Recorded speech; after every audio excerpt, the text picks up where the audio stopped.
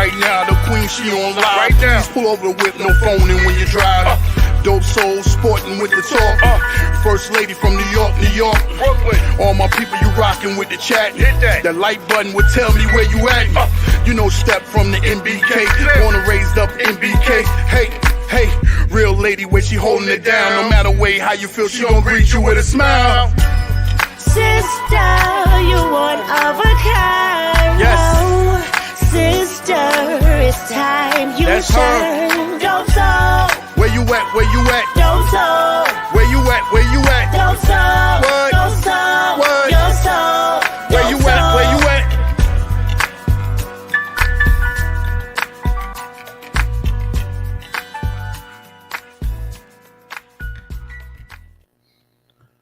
Salute, Knick family. Welcome to the channel, Dope Soul Sports Talk. Dope Soul Knicks Talk, a member of the NBK family. This is the Just Nicking It weekly show. Did we, as a fan base, because I don't think the Knicks have, underestimated the Miami Heat? I mean, this is a tough team. You know, I kind of felt that coming in, or I thought that coming in. This is a tough team. On paper, the Knicks are better. But I said, if the Knicks don't show up, or if Miami is able to take a couple of our guys out of the game, it's going to make it really tough for us. That might be what we're seeing through the first two games. The series is tied 1-1. We go back to Miami. Randall is back, thank goodness. I'm pretty sure Jimmy Butler will be back for Miami. RJ has stepped up really big for us, not just in this series, but in the playoffs overall. Can we win this series without the offensive contributions of Quentin Grimes and Emmanuel Quickly? What do we have to do to win this series? How are we feeling about Obi Toppin's minutes now that Julius Randle is back? Should Isaiah Hartenstein get more time in this series, especially if they continue to play a zone? I was listening to another show. I want to say Locked On Knicks. I'm not sure. In the first game, the Miami Heat played the zone for only 7 possessions. In the second game, they played 60 plus possessions of zone. Now, did they just do that because Jimmy Butler was out? Probably, right? Anyway, let me let the panel in. We got Jarrell. We got Jeff Clapter. We picked Jeff up one show. I'm not sure what show it was. And now he's a regular. Okay. It can happen for you too. And then we got Ajay in the building. Listen, yes. Giant season is upon us. We just did the draft. In the description is the link to Jarrell's show. Let me see if I get it right. Die Hard Giants live podcast. Did I get that right, or is it the live first? It's just live, no podcast, but that's definitely close enough. All right. Die Hard Giants live, period. Yes. Okay.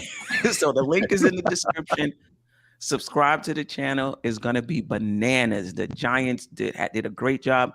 We got a recap show coming up, right? Yes. It's going to happen soon.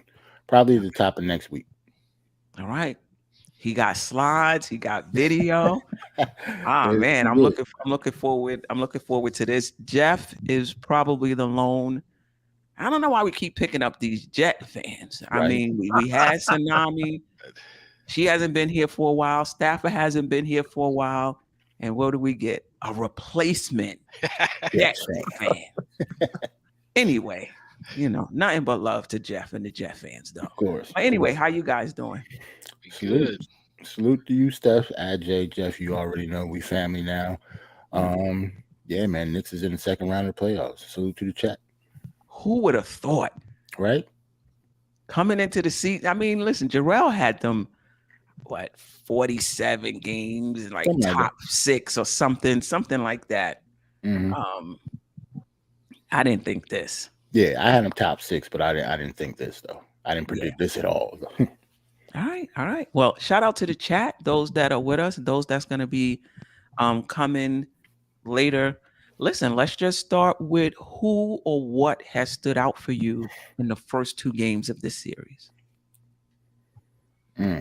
Well, for me, I think maybe just I don't know. See, I hate to not give Miami credit because I'm not the type of fan usually. I usually give the other team credit when they beat us, but I actually think we are really just struggling. The first game we didn't have Julius Randle, and I knew he was going to struggle in some areas, but we could have won that game. Mhm. And a lot of things happened that mistakes that we usually don't make in shots. We couldn't hit the side of a barn in game one. Game two was almost kind of the same, and we almost lost that one, and they didn't have Jimmy. So if we can't shoot, and if our young players can't get it together, like Grimes and IQ, the young people that we was counting on to get at least this far, Right. we're this far, and they really haven't done anything. Not even in the first round. Like they didn't. IQ had one good game. Grimes hasn't had a good game yet. Right. Obi gave us some good minutes in game one, but yeah, he was struggling too. But I don't know. Like I think we're just playing bad because we're inconsistent and young. I don't That's a think good point. I understand that Miami is a good 8 seed. They're not normal. They're tough. They have a veteran base and like the good coaching. They're not a better team than us though. We should win this. We should win this series. Okay. How confident are you that we will? I'm very confident. Like when it first started, like I know I was joking around like Knicks in 5, just like the Cavs, but I really still think we could have beat Miami in 5 games because I actually think that's how. Still good. Yeah, we still can, and that's how much I think like how more talented we are. But we have to show up in order for me to be right. If we're not going to show up and actually play well, then yeah, they can beat us in 5. Then Yeah, because they are a 48-minute team. right. I mean, if you saw them when they played Milwaukee in game 5, I think Milwaukee was up 16 somewhere in the third quarter, might have even been the fourth. And with a minute left, I thought Milwaukee was going to win the game. And Jimmy Butler with the I don't even know what kind of shot that was. Right. That went in and they went to overtime. So this is definitely Miami. You're going to have to beat them. You're going to have to take it because they're not giving you anything. Right. Yeah. Anybody else? Just who or what has stood out for you in the first 2 games? I feel like, you know how when you study something, the more you find out, the less that you know. I feel like that's the story of this series for me. Like the more I find out about this team and these players, 3 of whom didn't even get drafted and are balling out, I'm like, what is going on? But it's kind of funny because, as fans, I got to give you your flowers for a minute. One of the things that I love about your morning show, Queen, is that you've had time to kind of let the emotions go out of it, and you can just talk about it cerebrally. You know what I mean? Because like I know I was watching the second game 2, and I was like, man, if we can't beat these chumps without Jimmy Butler, how the heck are we going to win the series? And then now I'm like, hang on a second. Each game is its own event. You can't just because we struggled with when Jimmy Butler didn't play, you could say that they struggled when Julius Randle didn't play. It was a down to the wire game, and it's just one of these deals where you got 2 teams that don't get blown out, that do what they want to do and make you do what they want you to do. And so really the first time in the series when the Knicks weren't getting dictated to was the final 6 minutes of game 2. Final 6 minutes of game 2, the New York Knicks played New York Knicks basketball, and we said, we've got every rebound. We're going to just pound you. We're going to pummel you. And we made big shots, and we defended like crazy. We got stops, and that was Knicks basketball. And it wasn't there for the first, 7.5 quarters. Miami was dictating to us whether Butler was in the game or not. They were making us do what they wanted us to do instead of vice versa. And so I feel like this whole series is a contest of wills. Who can impose their will on the other team? You know what I mean? Can I make you play my brand of basketball? Can I force you into the shots you don't want to take? Can I dominate the offensive glass and win the possession battle so I get the most possessions, because that's how we like to play and that's how we win? Those are the questions that I'm looking at moving forward. And to me, that's, I think as fans, we get to, we got on this roller coaster. We win and we're going undefeated the rest of the playoffs. We lose and we're never going to win again. You know what I mean? And I'm guilty of it too. I'm as guilty of it as anyone. And I'm quarter to quarter, I'm like that during the game. But, you go on a 10-0 run. Oh, we're never going to win this game. We go on a 10-0 run and let's go. We're going to blow them out, But the Miami Heat don't get blown out. The New York Knicks don't get blown out. And so every one of these games is going to be a wrestling match, a grind it out, fist fight in the mud with the scratching and the biting and the clawing. And that's just the way that whoever makes the most plays down the stretch is going to win each game. Yeah, and to your point, in Cleveland, I felt like, a battle of the wills. They know we trying to score in the paint. They know we trying to get second chance points, and they couldn't do anything about it. And I think it's the same thing with Miami. They know what we want to do. We know what they want to do, and it's just who is going to stop the other guy from doing it. And it seems real simple, but that's basically what it comes down to. They, you trying to take away what they do well, they trying to take away what you do well. And they've kind of done it, in the sense that, I mean, we still out rebounded them. But if you remember in the Cleveland series, we didn't shoot well at all. I think we shot 28% from three, I want to say, somewhere in the 30s, overall. And we blew them out because we dominated those other categories. And Miami's saying, you might win those other categories, but you're not going to dominate. If you're going to beat us, you're going to have to shoot. We're going to force you to shoot. If you can shoot it, you can have it. And in game 2, we were able to do that. We shot 40% from three, So I think the question is, and I asked Jeff this off screen, is I was shooting more like game 1 or is it more like game 2? And Jeff, to your point, you're probably right. It's somewhere in between. But Ajay, who or what has stood out for you over the first 2 games of this series? Who or what? I think I'm gonna go with the what. And just like, first of all, salute to the panel here. And I already said that earlier. So to the chat, Knicks Nation, listen, it's a 1-1. It's a best of 5 series right now. So let's not get too uncomfortable. Let's see what happens in a couple of days. We're still in the game. It's not over until it's really, really over. That's right. That's my take on it. But to your point, Queen, you and Jeff, the Jimmy Butler. Listen, look at the Boston Philly series, right? Philly comes in without Joel Embiid, beat up on Boston, right? Joel Embiid comes back, they get blown out. They get stomped. Do you know what I'm saying? So I mean, I don't know what Jimmy Butler coming back. Every game, each game is its own thing. Yep. Right? It's a different, it's a. I mean, I don't even know how to explain it. It's a brand new day, a brand new game every time. Yeah, you're right. So you can't really go back on the. I mean, what you do is you look at the players, like the teams overall, like throughout the season. But Tibbs says it best. You get ready for the next game, right? Because the next game is the next game. Right. It's not the game you just lost or you just won. You just got to look at the next game, prepare for the next game. And that's just what we got to do. One game at a time. Right. And to your point, like I could be saying, oh, we found something in Hartenstein. And then you give Hartenstein, I don't know how many minutes in game 3. And that game is something different.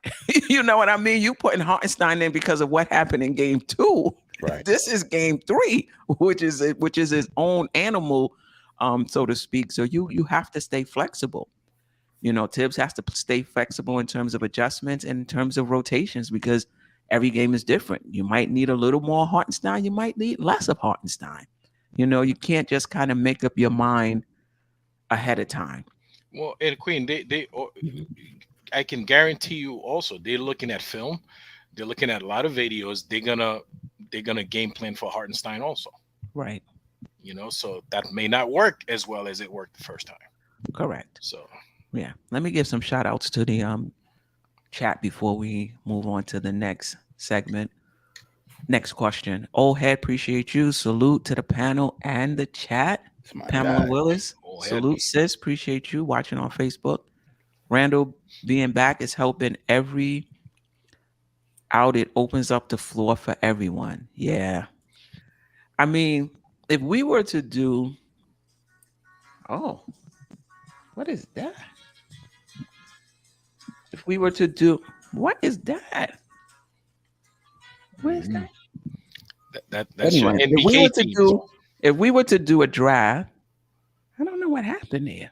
On my phone, the just The show started just playing. started. If we were to do a draft, and then I'll get back to the chat of just the players, this team right here, these two teams, who would go first, second, and third? And then I'll get back to the chat. Wait, what's the question? If we just drafted, like I'm just trying to figure out who's the best players in this in this series. Like who would go first, second, and third if you can only pick from these two teams?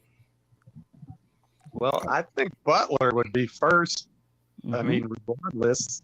Right. And then I'm gonna say Brunson is up there. And he may not be two, but I think he's got to be in the top three. Right. I can expand more on that later. But and then Adebayo Okay. or Julius. I mean, Okay. I don't know. But, I It mean, you might can be even go Julius. 4.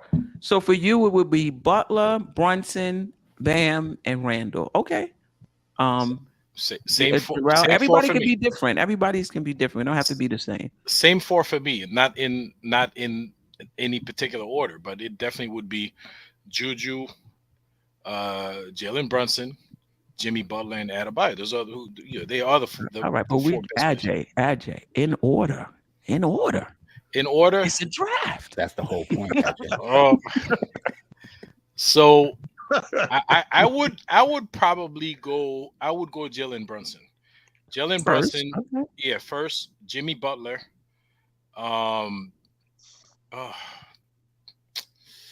Jalen Brunson, Jimmy Butler, probably Julius Randle and Bam Adebayo. All right, you hesitating. Well, yeah, because to me, listen, it's a toss up between Butler and Adebayo. The problem with Adebayo is he's inconsistent, but yeah. So I would pick Julius Randle over Adebayo. Yeah, I wouldn't even be close. Terrell? Right. I actually might go. It might be a surprise for most people, but I'd probably go Randall second, just because he gives me so much when it comes to rebounding over Brunson. Even though Brunson's my guy, but it'll be Jimmy, Julius Randle, and then Brunson. Okay. We're not picking. I'm sorry, I mean cut you off. But we're not picking like a Tyler. Like I know they did an honorable mention with 4, but if Tyler Hero was playing, he would be my 4th. Right. It wouldn't be Bam Adebayo. Right. I think for me it would be Butler, Brunson, Randall, RJ, then Bam. I just feel like the Knicks have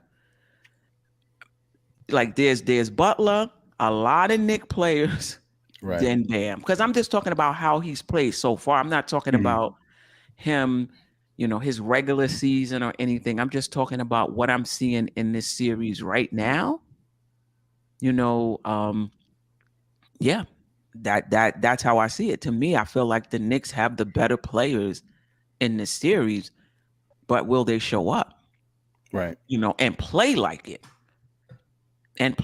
On paper, the Knicks are the more talented team.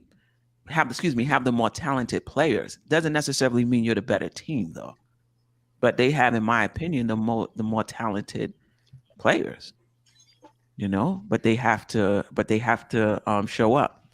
What about Kevin Love? Kevin Love too would be down the list. I would still put Randall, RJ, Brunson, Randall, RJ before I put Bam in terms of how he's playing. Listen, Jimmy Butler was out. I expected Bam to be the guy for them.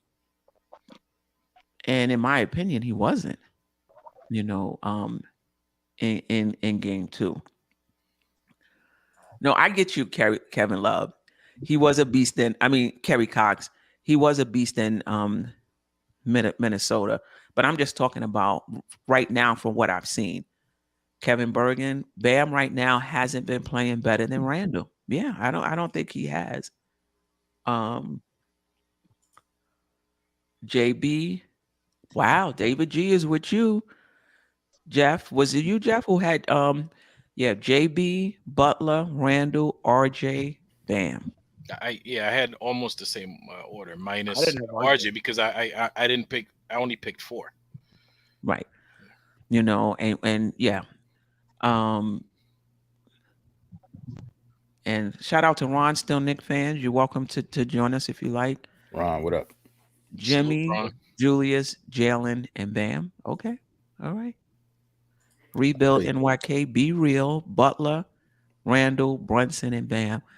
I don't know. I just think I'm with you, old head. Bam hasn't done more than RJ. Yeah. Bam did have 15, 8, and 6 the last game, though. He Who? had a good Bam about it. 15, 8, and 6. All right. Yeah, he had a good game in game 2. All right. Sherwin, Butler, Randall, Brunson, and Bam. I mean, I'm not going to give too much pushback with Randall over Brunson. The only thing I'm going to say is Brunson has been carrying this team in the playoffs. That is true. Making all the big shots for us. Yeah.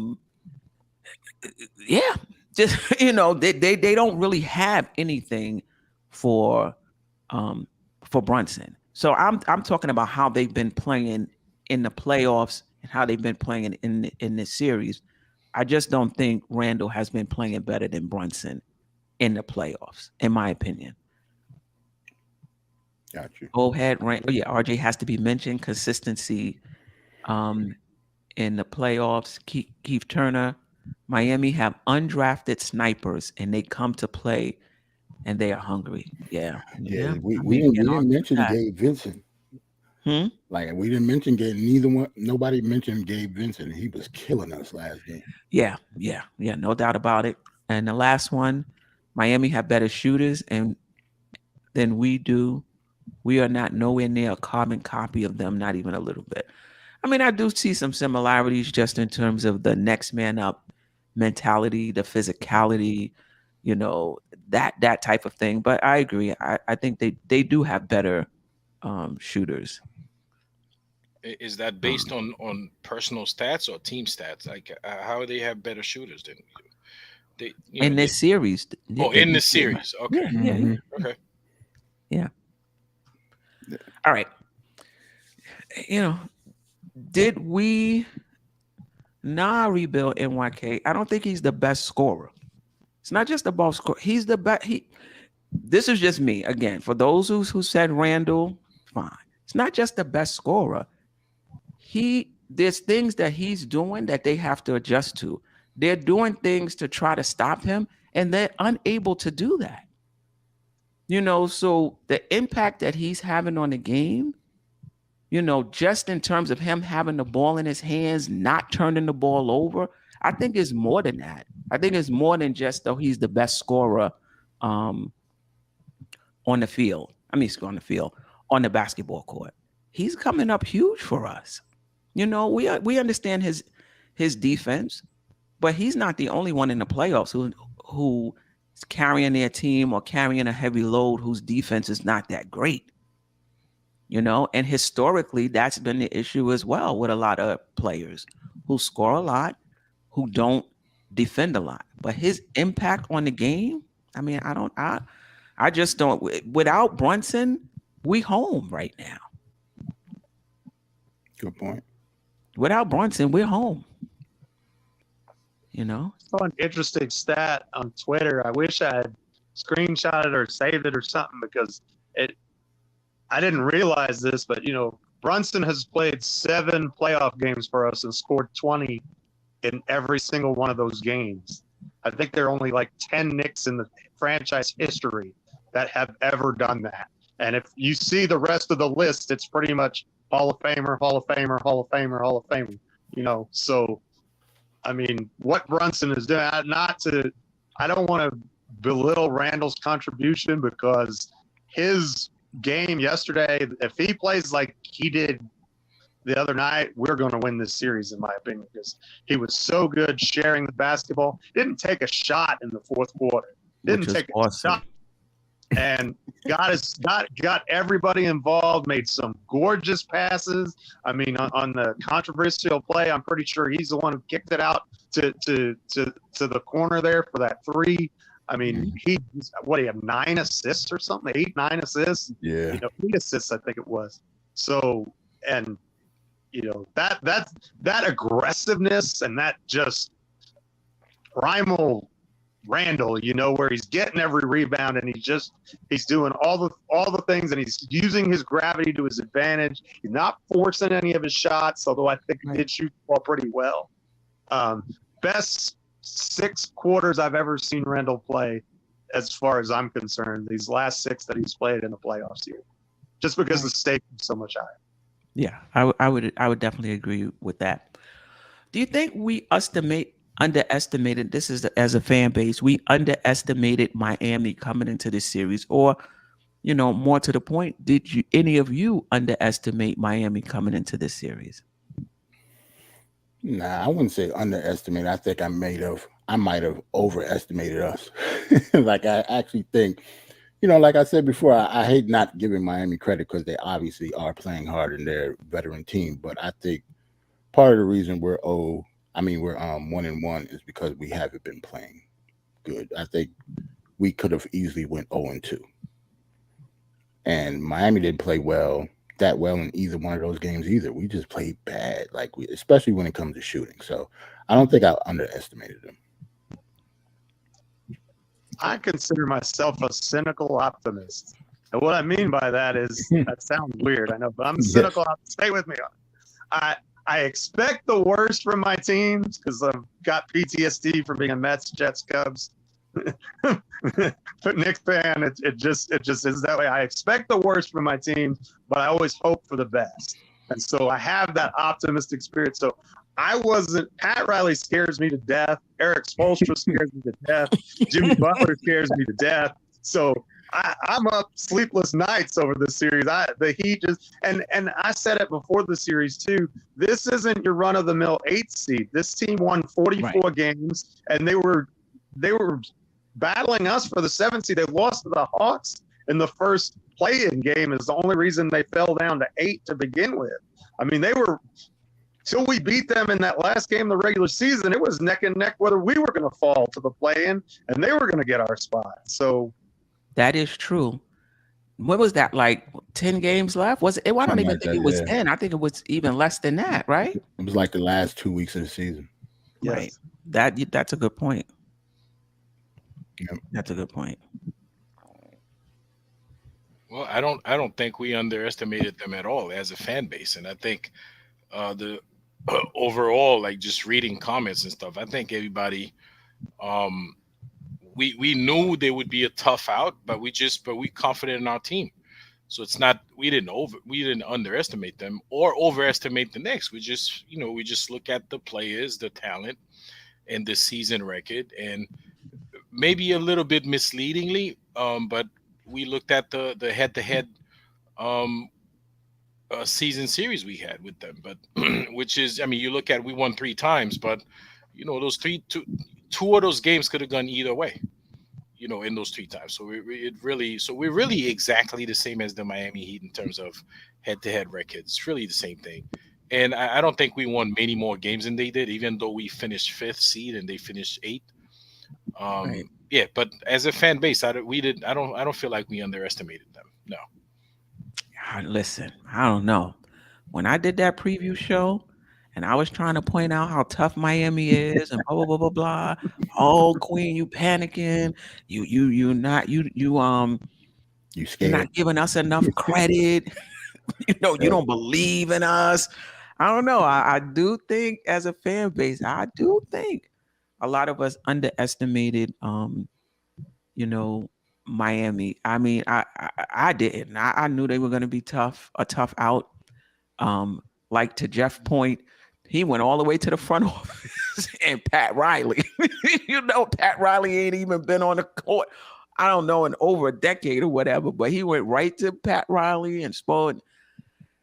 And just, for me, the concern was their season and we weren't. That was the thing coming into the playoffs. That was my concern. Let me bring Queen Ron in here. Oh, you bringing Ron? Okay. Salute, Ron. Hey, what's going on? What's happening, What's up, everybody? Ron? Salute. Always good to see you. Trying to get my freaking charger. So my laptop Take your doesn't time. die, Take your but, time. But Jeff, Ajay, you wanted to say something? I was gonna say, and kind of going back to what Jeff Clafter was saying is, he's afraid of Eric. He's afraid of Pat Riley. Eric Spoelstra gave a press conference where he was taking questions. I mean, he's using words like those are words of war that he's using. And I don't know if he's trying to rile up his guys or he's trying to scare the Knicks, but he's talking about Coliseum. This is going to be a battle. I mean, he is going all out with this, man. So, yeah, I would be afraid of those guys too. If you listen to what they're saying. Yeah. Ron, how are you? How are you and the family first? I'm good. Thank you for asking. Family is coming along. I ain't gonna say it's an easy road. It's still very tough, but we're getting there. We're getting there, taking baby steps. So hopefully, maybe a couple months from now, I'll be telling everybody some really good news. I hope, but we'll see. We just keep plugging away. But thank you for asking, Steph, and thank you everybody else as well. Prayers and blessings, young man. Thank you. I think what you were also going to ask me is to chime in on what you guys are talking about as far as Miami, underestimating them or not taking them. I would say I have been taking them seriously for quite some time now. On my show on the weekend, we broke down what we might expect from Miami, and the Knicks fans were not hearing it. So, and I was on that preview show with you as well. So I remember I was like, I don't know. I don't think these Knicks fans is like worrying about Miami in the littlest, at the least. But I will say that I am always going to be worried about Miami. We talk about Jimmy Buckets, man, playoff Jimmy. And as I was talking about it a little earlier today, I feel like Miami's got a do-over. The regular season showed they're not that great of a team. They got some holes, even with everybody healthy. So now you don't got Tyler Hero, but it's like now you're in a series. Okay, we win 4, we can get to the next series. It's like a do-over. So I feel like Miami's very dangerous. Yeah, and the thing about them, I don't know if you've ever played in high school, college, but even in like open basketball, you come up against that old Grizzly team, you like, oh my God. Like they just know how to play. You just know it's going to be a tough out. I think about, when the Pistons had to try to get through Boston. The Pistons was better. Larry Bird was aging. His back was broken down. Hell, come on. They won because they just knew what the playoffs was about. They knew what the same thing when Michael Jordan was coming up, trying to get past the Pistons. They were better. But the Pistons, old heads, they knew how to play. They knew what playoff basketball was about. And Chicago was just learning, and I think that's what we have here. I think on paper, the Knicks are a better team. On paper, the Knicks are a deeper team. The Knicks are a more talented team. But they're going up against Grizzly guys. Kevin Love, Kyle Lowry can't even walk. You know what I mean? But these are Grizzly guys who know what it takes to win in the playoffs, and they're able to dig deep and come up with a shot. Lowry had 18 points in that first half. Yes, he did. And some of those was really tough contested shot. Kevin Love played 16 minutes. He looked like he played 35 when you looked at his, his stat line. So they know how to play. And even the guys who don't have a lot of experience, it's like they just sucking up the experience from those other guys and playing, you can argue above their heads, so to speak. And we're just learning what this level of playoff basketball is. I think we're going to get through this series, but if we don't, we will be better for it going through this and understanding, what it takes to really win in the playoffs. This is what Miami is showing us, and hopefully we can get it together this series and not have to come back next season. We can just learn on the fly, get all the lessons, on the fly. But before I get to the chat, anybody else want to say anything about just Miami this series so far? I just wanted to pick. Yeah, I just wanted to jump on exactly the same thing you were saying. Just add one more thing to it. Agreed with everything you're saying about, the grisly makeup of these guys and these playoffs and these teams. The most dangerous people in these current playoffs right now are Jimmy Butler. It would be a healthy Chris Paul if he was healthy, but unfortunately he's not. And I would say James Harden, and most importantly, LeBron James, because these guys are the type that, I'm not saying they coast or they loaf, but they take it easy throughout games in the regular season. They can't wait to get to the playoffs. This is their time. So you got to watch these guys. They're dangerous. Axe Memphis. Yeah, Sacramento. That's Sacramento. Mm-hmm. Right? Yeah. All right, let's see what the chat is saying. Margaret Edwards, appreciate you. Knicks can beat this Heat team. Knicks will get to the finals. All right. Paris Duggar, Randall and Brunson together equalizes the physical play Miami beats others with. Okay. Sherwin, I had the Knicks in 5 with a healthy Randall. Now I have the Knicks in 6. Okay. Miami shooters have been shooting lights out so far. They really have.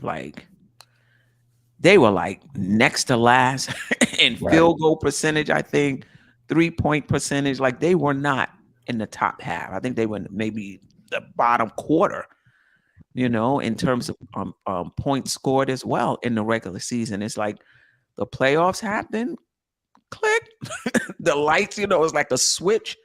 And now they're number 1 in pace coming into the series. Things have changed now. Number 1 in field goal percentage, number 1 in 3-point percentage. Right. Shout out to Ricardo. I appreciate you. Thank you for the super chat. Queen, every game we played against them was down to the wire. So 3-1 series win is overrated. Once they beat the Bucks without Hero, I knew it was, and we can put in a lot of, I knew it was on. You can put whatever word you want in there. And you know what, Ricardo, I felt like that too. We were on the show, and the Miami beat Milwaukee again. I said, wow, when Giannis gonna come back? They said, no, Giannis played. I said, Giannis played? Yeah, he played, and he had a triple-double, and Miami still won. I was on notice then. I was like, oh, boy. I think that was game 3 or 4. I was like, oh, wow. And then I watched at least the fourth quarter of game 5, and you could tell that they was playing on another level. And I had concerns only because the Knicks were a young team, not talent-wise. Like I said, the Knicks are more talented. But when they beat the Bucks, I was like, and somebody in the chat said the way Milwaukee was playing, maybe we would have been better off with Milwaukee. Oh boy. Kevin Bergen, appreciate you. I can't see Miami shooting lights out all season. I hope not, but we have to guard the shooters. You know what's making it difficult also in terms of guarding the shooters? They don't really have players that can create their own shot other than Jimmy Butler. So particularly when he doesn't play, you're going to get a lot of ball movement because there's no ball stoppers. Nobody's going to stop to rock you to sleep with the dribble and try to get their shot and allow defense to reset. None of that is happening. They don't have those type of players when Butler's not in there. So they're just moving it. And then, nobody can move as fast as the ball. So they do a good job. They do a good job with that. And they were hitting. And Vincent, he was hitting some tough ones. Man, Gabe Vincent had me cussing at the TV. Yeah. No doubt. He's a gunslinger, some man. Other ones. Gabe Vincent had me cursing at the Knicks. I'm like, right. What are you doing? No, but some of the shots that he hit was good defense. He just shot right over them. Well, because he's already in rhythm, Joel. Because he's already got it going on. You got to stop that from the jump. Yeah. Miami is an 8th seed that plays like they're a number 1 seed. They beat the Bucks. They know how crucial this game 3 is. Yeah, game 3 is going to listen. I don't even think there's a home court advantage in this series. I think the Knicks can win in Miami. I think Miami can win in New York. They are not fazed by Madison Square Garden whatsoever. Right? But they also, Queen, they went into game 2. They treated game 2 as a game 7, just so you know. That's their mentality. That's how they see things, right? Miami. Right. Okay. So every game to them is a it's a do or die. So that's the mentality over there. Yeah. Afro Jetty, I don't think we underestimated them. We just were overly confident in our guys after that round 1 win. Afro Jetty, you're right. And just how we just dismantled Cleveland. Just dismantled them. Like I had in my wildest dreams that I think the Knicks would win an elimination game. That's one of the hardest games to win. And you're in Cleveland. Mm-hmm. I said the Knicks are going to win this series in 6. They went down and in game 5 beat Cleveland. So I think you're right, Afro J. When we did that, I think we did have this feeling like, we handled them. The Knicks are for real, and they are for real. And I still think the Knicks, will win this series, but they're gonna have to win it because Miami ain't giving it up for sure. But this is the playoffs. I mean, the second round of the playoffs, I don't think you can expect any more layups. I mean, these are the top 8 teams in the NBA. This is prime time. Everybody's good. Everybody's got at least 1 star player. Most of them have 2, and they can all play. You don't usually get to the second round unless you can play some quality defense, unless you just lights out shooting or something like that. But everybody can guard you. Everybody can play. Everybody knows that the stakes are high, and second round series are just hard. The playoffs are hard. That's right. We have 3 second round game wins in the last 15 years. Right. That's true. Yeah, that is true. Could I? Yes. I don't want to upend your show, Steph. I don't know if this might even be one of your questions. I don't know, but you feel like maybe, and this is, I guess, it'll be a question not only for you but for the rest of the panel and everybody.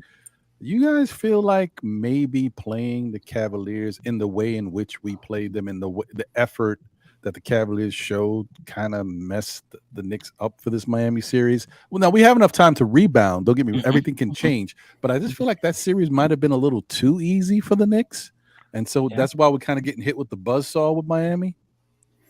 Yeah, they did give us a kidney shift. They just just popped us real hard. Maybe just in terms of, you could say, I'm sure the Knicks went into this series saying, listen, this is a seasoned team. They've been here before. They just took out Milwaukee Bucks. They just took out Milwaukee. So I don't think they were taking them for granted, but you could say all of that, but you don't really know it until you experience it. And I think that's what happened in game 1. I think you're right. Because I'm saying, and I'm going to cut you off, Jerome. I'm just saying it just more context. Like, I think the Knicks themselves, not to the fans obviously, but I think the Knicks themselves said, "Hey, we played this team 4 games, and they were all close, but we pretty much handled them." And that one game, Julius hit the game tying shot. We okay. We can hang with the Miami. I just don't know if And these they're young without guys, Hero. right? But I don't know if these young guys knew like Miami, the playoff Miami, when they get more physical and they like cutthroat. Right. That's, my fault, Jarrell. That's cool. I was just gonna say, I think if we don't shoot 20% from like the 3-point line, we wouldn't be having this conversation. And I don't think Miami's defense is what like had us shooting like that. We just shot bad. We did get open shots. The only problem All is over the place. we shot bad all year for the most part. I mean, towards the end, the last 2 months of the season, we upped our level. Though, Ron. Not this bad. No. Though. This is but hey, catastrophic in game bad. 2, we shot 40%, so that's good. And we won. There you go. You know what I'm saying? So we'll see. Like as long as we don't shoot, as long as we shoot well, I think we got Miami. If we don't shoot this well, is the then thing, it's though. tough as nails then. Right. Who was the shooters for us in the regular season? At some point, quickly didn't shoot well in the beginning of the season, but at some point he turned it around and he started shooting better. Grimes, particularly the last 10 games of the season heading into the playoffs, he was shooting almost 50%. Right. So now those guys are out in terms of, they haven't been playing well in terms of shooting the ball. So now you take them out of the equation. Now you're relying on Julius Randle with the ankle issues. You're relying on RJ Barrett, who hasn't shot the 3-ball well this season. You're relying on Josh Hart, who has shot it lights out for the Knicks, but on really low volume. And there's one other player, and Brunson, who shot 41%. So, Obi. And Obi Toppin, who, when he's confident and he's rolling, shots are going in. If he loses his confidence, like maybe he lost a little bit of confidence when Randall came back, he shot an air ball. I'm like, I thought those days was over, Obi. He had 2 Two UFOs. air balls. So it's like, it's going to bring me to maybe I should bring this question up. I was going to ask it a little later. And then you guys, when you get your turn, if you want to answer Ron's question, you can answer that as well. Somebody asked me this question, so I'll ask it to the panel. Can we win this series without offensive contributions from Emmanuel Quickley and Quentin Grimes?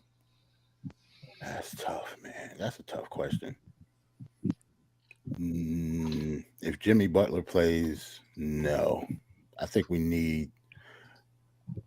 I don't know. I guess maybe it depends on how much confidence you have in RJ keep playing the way he's playing. Because if you have confidence in RJ, then we still have 3 20-point scorers like at the ready for us. So I guess I feel a little confident, but not as confident as I did before the series started. Though I know that. It's going to be tough. I don't think Grimes and IQ can continue to be a no-show. And I mean, Grimes' defense was outstanding in game 2. I don't want to take that away from him, but eventually, I think maybe not both of them, but I think we're going to have to get some significant offensive production from one of them, or maybe Obi. But I think one of those bench guys. I mean, we got crushed on the bench in both. Bench scoring was awful in both game 1 and game 2. And that was our strength all year long. So I think eventually if we're gonna win the series, because I think it's gonna come down to the minutia. You know what I mean? It's every little detail in a series like this matters. Those extra rebounds, those extra possessions, the being able to hit the wide open 3, and that's Jarrell's point was spot on. We got tons of wide open looks in game 1, and we couldn't make a thing. And then to answer Ron's question, we were down 3 with like 5 minutes to go. We were right in the game. And then what happened, in my opinion, is our inexperience got to us. Those last 5 minutes, we didn't play with, I think the word that Queen used, and I like it, is poise. We didn't have that same playoff poise that Miami had. I don't know if you can expect that from a team that doesn't really have much playoff experience. So I don't know that we were overly confident going into the series against them. I just think that second round of the playoffs is a little bit more intense, and we just didn't maintain our poise in game one the way that we should have. And ironically, in game two, we flipped the switch, and we were the ones who played with the poise in the last 6 minutes, and we're the ones who won the game. And I think that's going to be a recurring theme for the next 3, 4, 5, however many games it goes. Yeah. Any other thoughts on? Go ahead, Jerome. I was just gonna say we were still getting outplayed in game two, even though we won, though. Except for like Jeff said, in the last 5 or 6 minutes, I actually thought before that we didn't deserve to win that game. Like Miami was playing way better than us to me. Yeah. And I kind of figured we was gonna pull it out just because they don't have Jimmy. We still have Brunson and Randall, so kind of figured we was gonna pull it out, but we didn't deserve to win that game like in the third quarter. I thought Miami was playing way better than us. Yeah, they were. I think we went on a 23-12 run. They were up 6 with like 7 minutes to go in the fourth, and we went on and we went on that run. But you're right, because I remember saying, "Are we serious right now?" Right. I was mad. We about to lose. We going out like this, and there was some in the fan base saying, if they hold out Butler, we should hold out Randall. And I was like, nah, we can't even take that chance. Oh, that was you, Ajay? I was like, I said that. No way. I said, we can't even take that chance and go down 0-2. Like, we have to have Randall in game 2. And I just think we barely beat them with Randall. Right. You know? Now I just hope, I don't mean to cut you off, sorry, Ron. Now I just hope we don't mirror what Cleveland did to us. Got smacked in the mouth game 1, gave them our best shot in game 2, especially at the end, and then we just fall off a cliff. Right. Yeah, but we didn't give them our best in game 2. So that last 6 minutes was pretty. Well, yeah, that was the best we played during the series. Yeah, but game 2, Cleveland like blew us out. Like, you know, that is true. We didn't do that. We beat them a regular game. Listen, hopefully we can come back and play our game, you know, the way we did play all season. Yeah.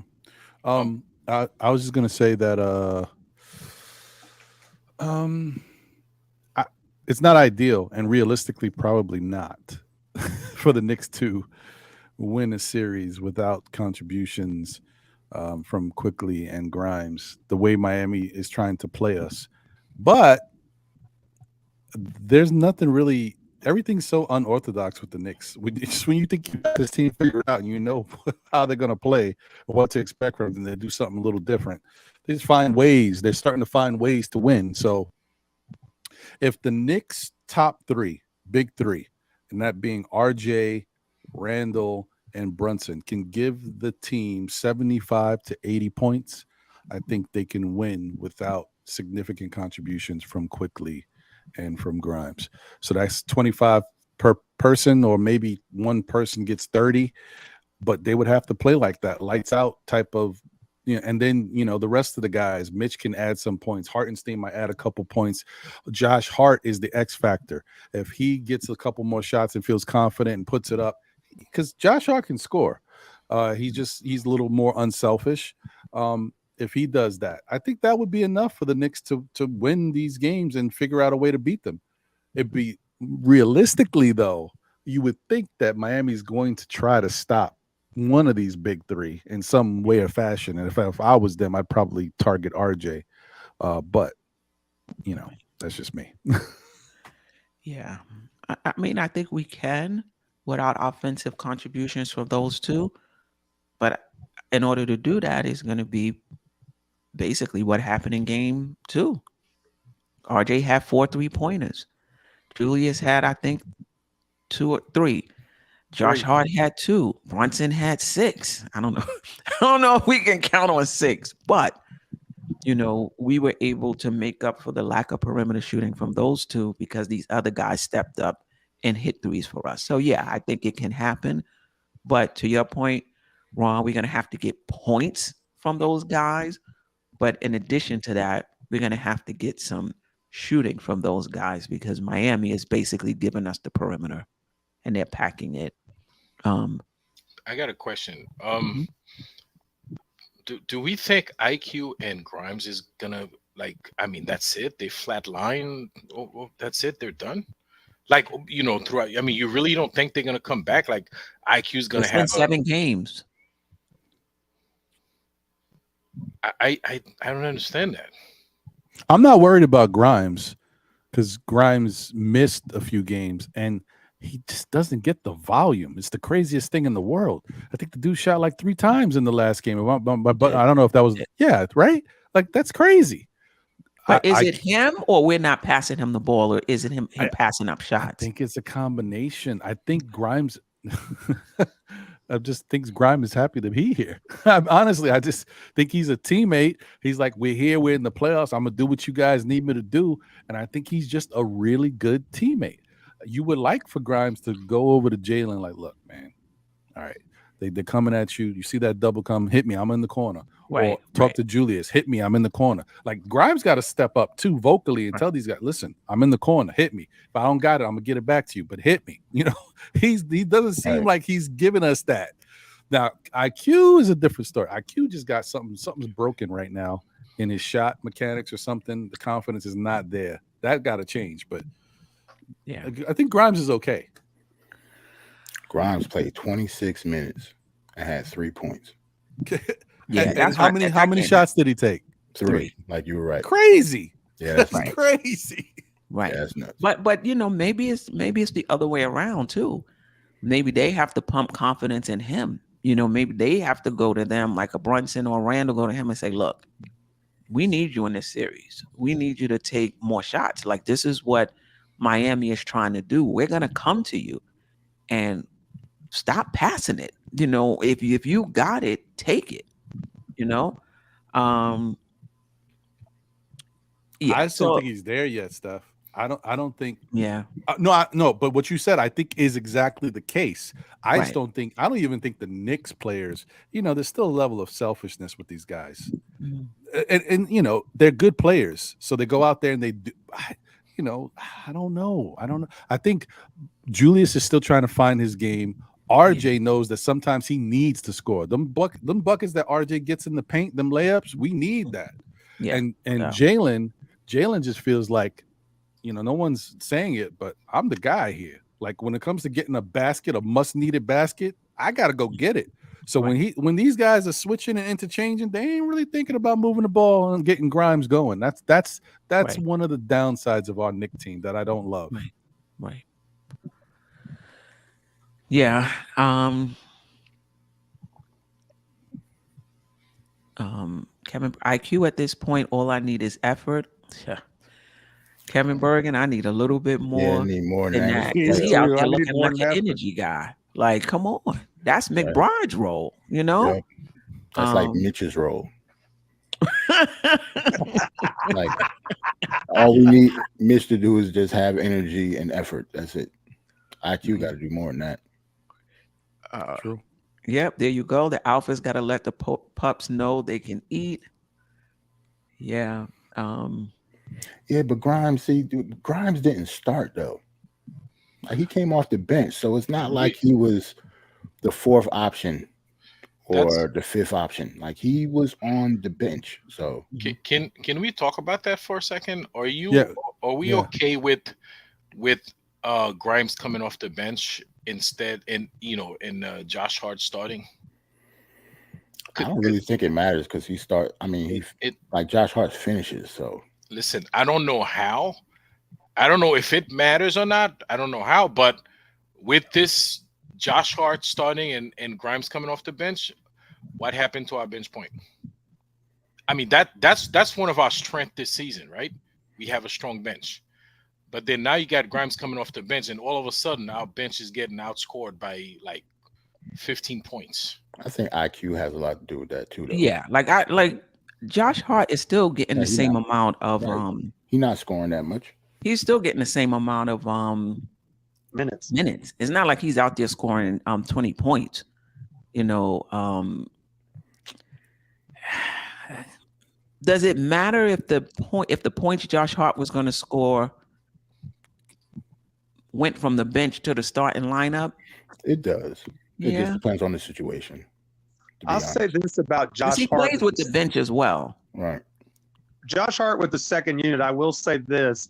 I think he does an excellent job of pushing the pace, which is really good if he's on the floor with guys like Obi and IQ. And I think that may help us to initiate some additional offense with that second unit just by playing a bit faster, as opposed to, and I think that Grimes is a placeholder and he spaces the floor better than Hart does. I mean, he doesn't shoot a lot, but he has a reputation enough where they're not going to just leave him out there and dare him to shoot like they will, say, RJ or Hart for that matter. I mean, Hart hit a couple of huge 3-pointers, but Miami's game plan is let Hart shoot from out there because he's not a really good 3-point shooter.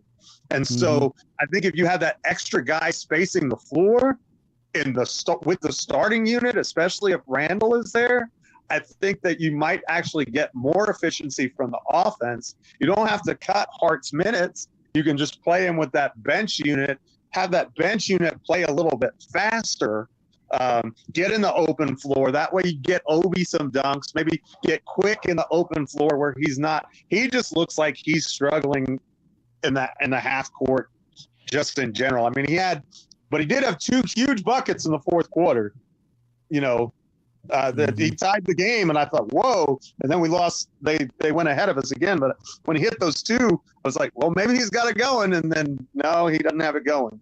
But I don't know. I kind of conceptually, I like the idea of Grimes in the starting lineup because also that's what we've done all year, and so unless there's a specific reason for the change, and I think that reason would be, personally, Tibbs wants Hart on Butler defensively. Like every second that Butler's going to be on the floor, I think you're going to see Hart on the floor. That's my personal opinion. What do y'all think? Yeah, I think that's game, though. Didn't he? Yeah, I think you're yeah, right. he But did. I He also, did.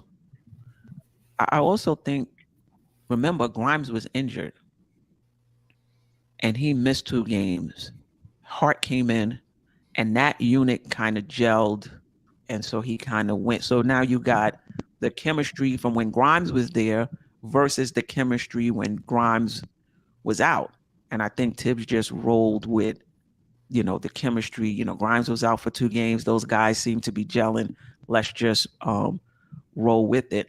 But do you think the issue in this series is bench scoring? Because to me, I think the issue in the series is shooting. Yeah, to me, If we shoot our perimeter shots, we're gonna win. Well, I agree. I agree with you, Steph, that I think our perimeter shot making is a big issue. But I want to say 2 different things. One, shout out to Sang. Let me see. How do I pronounce that? Sangfreud. Yeah, Sangfreud in the chat because he made a good point. He says having Josh with that bench unit activates Obi. I think Josh definitely helps because he likes to get out there and push, and I think that definitely helps, gives Obi somebody to run with and push the pace. I definitely think that's something that helps him. But honestly, I think the move hurts Grimes more than anything else because I understood Grimes was hurt, so you had to do that. Fine. I also understood we didn't have Julius out there. So, okay, let's put Josh. We need a little bit more defense and maybe somebody with a little bit more physicality. Great. But now Julius is back. So now that Julius is back and Grimes is healthy, it would make more sense. You're not going to kill the spirit of Josh Hart. Josh Hart is going to play Josh Hart basketball no matter what. Put him back on the bench, allow him to kind of kick things with that second unit. But more importantly, to what Jeff was saying is about spacing. The other thing is, if for a Miami team with starting lineup that's got to guard the Knicks, you got to take care of Jalen Brunson. Then you got to deal with RJ, and you got to deal with Julius Randle. You try to do different things, they kick the ball. Now Grimes is just waiting in the wing. He's eating off of them in the starting lineup. On the bench, there's nobody to eat off of. So I just think it benefits Grimes and unlocks him getting those open shots and those open looks. So if I was Tibbs, I'd go back to the original starting lineup for that reason, because I just think it's better for his overall game, and he'll get those attempts that we need him to get that way. The other thing is, to the point where you were saying about the shooting stuff, I agree with that. But I thought throughout every game we played in the regular season, when we really started to get it going, the starters would do whatever they had to do. If we were up, the bench would come in and keep that lead or extend it, because our bench was better than their bench, and it was a comfortable, a level of comfort there. Or if we were losing and trailing, when the bench came in the game, the bench might even take the lead and put the starters back in a position. Well, hey, we gave you the lead, now go. Like, that's what our bench was about. Now our bench is kind of like all over the place. It doesn't add any extra value to us, and I think that's a little bit of a problem.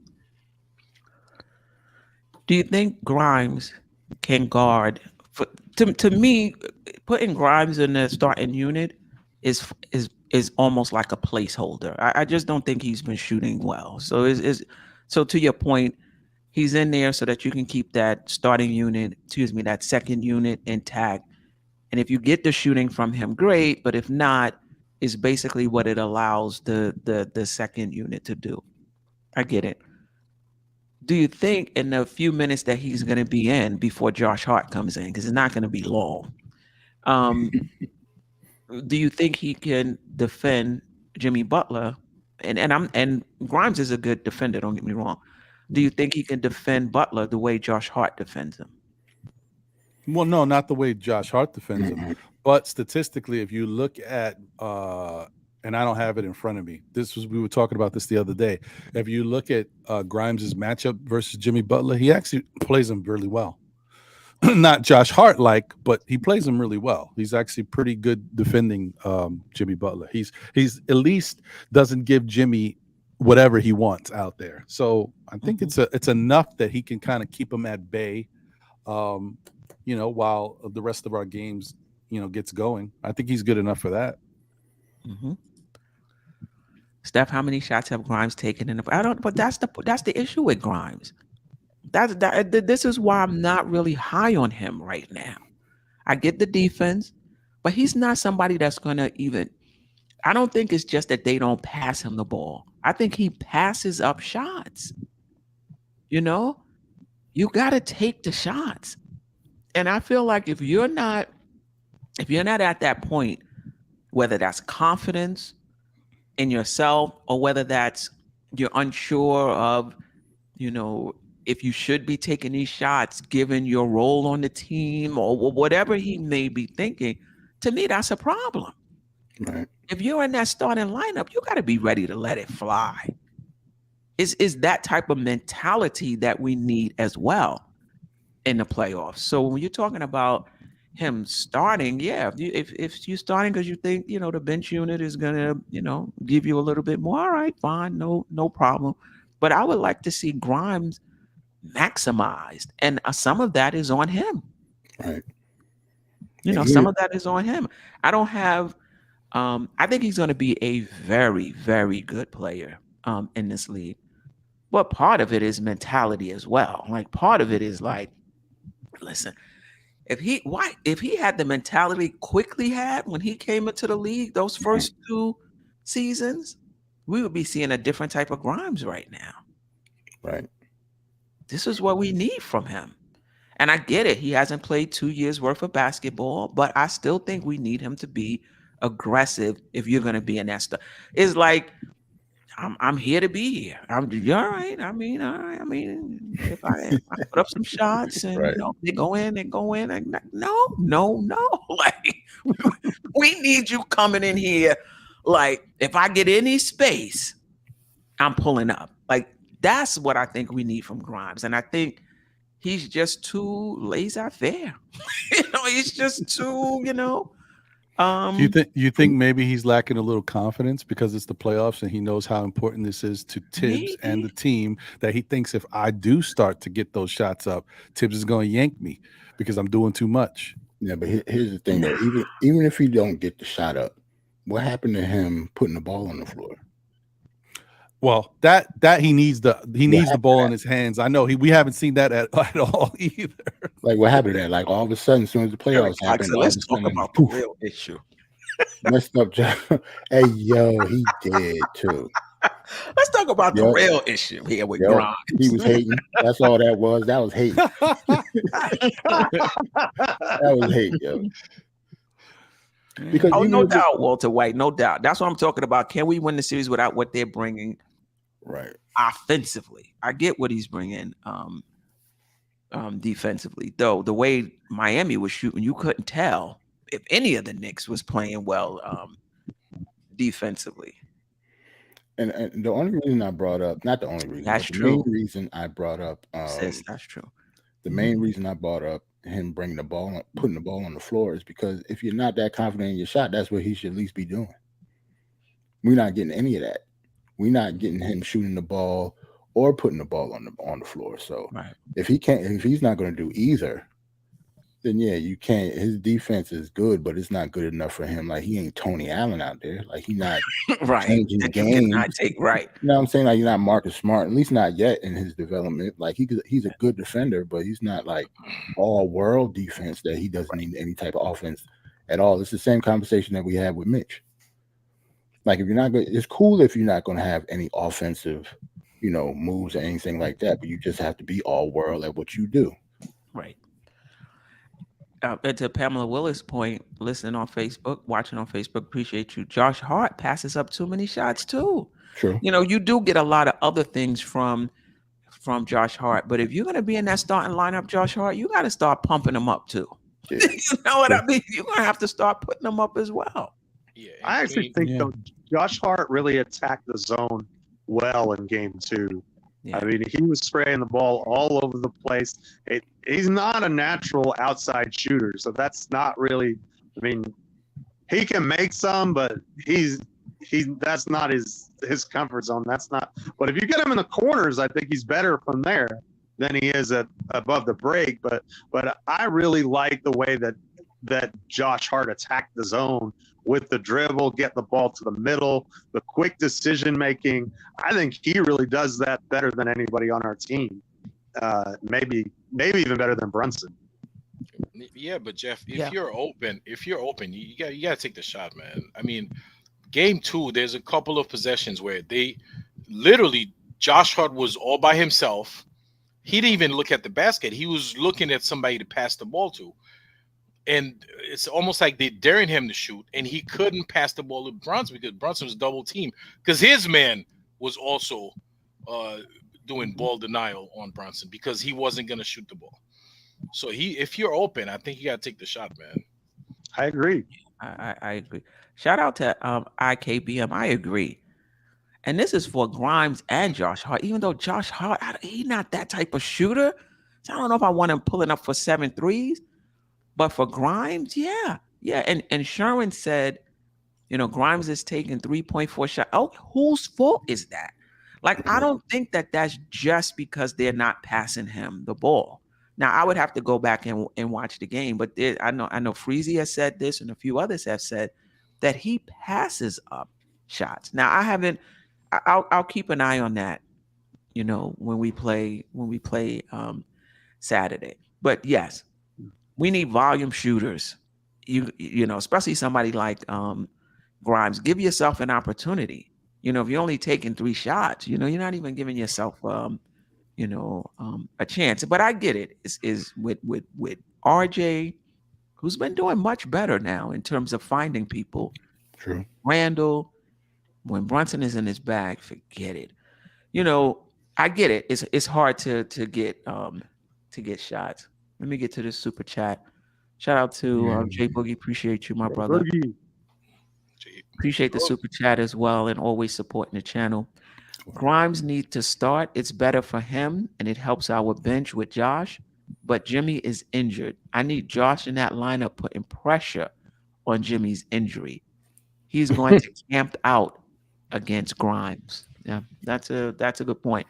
So if Jimmy is not injured, Grimes. But if Jimmy is injured,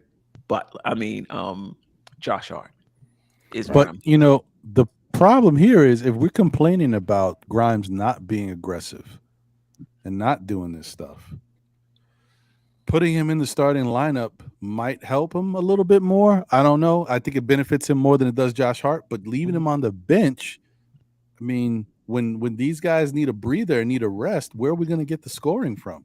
That's, to me, now now I worry about, does this when Miami goes on their run? Is this when they knock us out? That's what's been happening. I mean, that's what happened in the start of the second quarter. Even in the game we won, we scored 7 points in the first 8 minutes of the second quarter in game 2.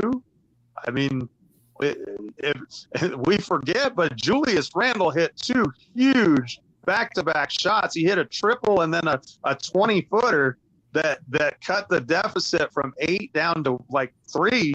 And then he got fouled on the 3-point shot and made 3 free throws. So he scored 8 points in the final, less than 4 minutes left in that second quarter when he went on that mini 8-point run. Other than that, we had 6 points in the quarter before that. Yeah, and am I the only one that sees that? Does it seem like the Knicks? Well, it's not that it seems to me. I think that's what it is. The Knicks obviously set screens and picks for the ball handler. They don't set picks and screens for the shooter. No, they never. Right. do. Like, could we set something up to get Grimes some easy looks? I don't know. That was my main gripe with Evan Fournier last year. Because we Funny never enough used him that like you that. said that. Sorry, Drew. Go ahead. That's okay. I was just gonna say that's how I always thought we misused Evan Fournier, even though he broke the 3-point record. Imagine if he got screens. Right. Yeah, I think you're right. There's room in our offense to do some different things, and I'm not gonna belabor the point, but I'm just saying you look around the league, there are shooters who are not great defenders who find a way to contribute on different teams. And I get Fournier is not a great defender. I don't think he's as bad as the fan base wants to make him out to be, but he's not a great defender.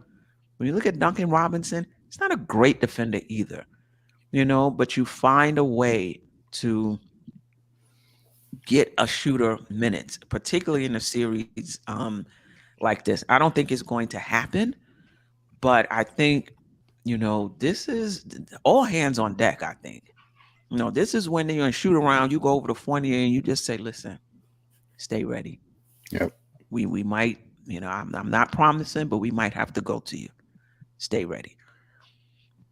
Because if they keep packing it in and we're breaking, I'm not saying we will, but just say it happens where we're breaking and breaking and breaking and breaking. Sometimes it has happened in series where you pull somebody off, somebody off the tip of the bench and just say, let me see if this guy can, give us a spark. I don't think it's going to happen. No, I don't think so either. But I just think all hands on deck. Tibbs don't do that. I mean, it would be nice to see maybe once in a blue a lineup where you got quickly Grimes and Fournier all across the perimeter. So if they do want, we can move the ball. Someone's going to get a nice look. It would be nice to see that. So IQ, I'm trying to picture IQ, Grimes, Fournier, Obi, and iHeart. That's the 5 on the floor. Yeah, not for too long, but just here and there, give it a little spark, a little spurt. You could, and you play Fournier in that mix for 4 minutes. You never know. Knicks might leave out of there with somewhere in between 3 and 6 threes. You never know. Right. Because we still have IQ and Grimes on the floor, and they both correct. Defenders, so for defenders. That's yeah. Makes sense. But Yeah, I mean, Tibbs ain't doing that. I know. Tibbs ain't doing that. But good idea. If we're hitting, if these guys are hitting their shots, we won't need to. We spend a lot of time on Grimes. Anything you guys want to say about IQ before we move on to the next question? Shout out IKBM. Yeah, no doubt about it. And I think we can even do better. Listen, we'll talk about this more in the off season, but the Knicks need some reliable shooters. And maybe Grimes and RJ becomes that. But just imagine this team where you got Brunson and Randall with the gravity that IKBM is talking about, drawing people in, and now you're kicking it out to dependable shooters Mm-hmm. who can knock it down. That makes the Knicks almost unstoppable. You know, you got to pick your poison. You're going to cover the 3-point shooters and allow us to feast on the inside, or you're going to pack it in on the inside, and now we got shooters on the outside.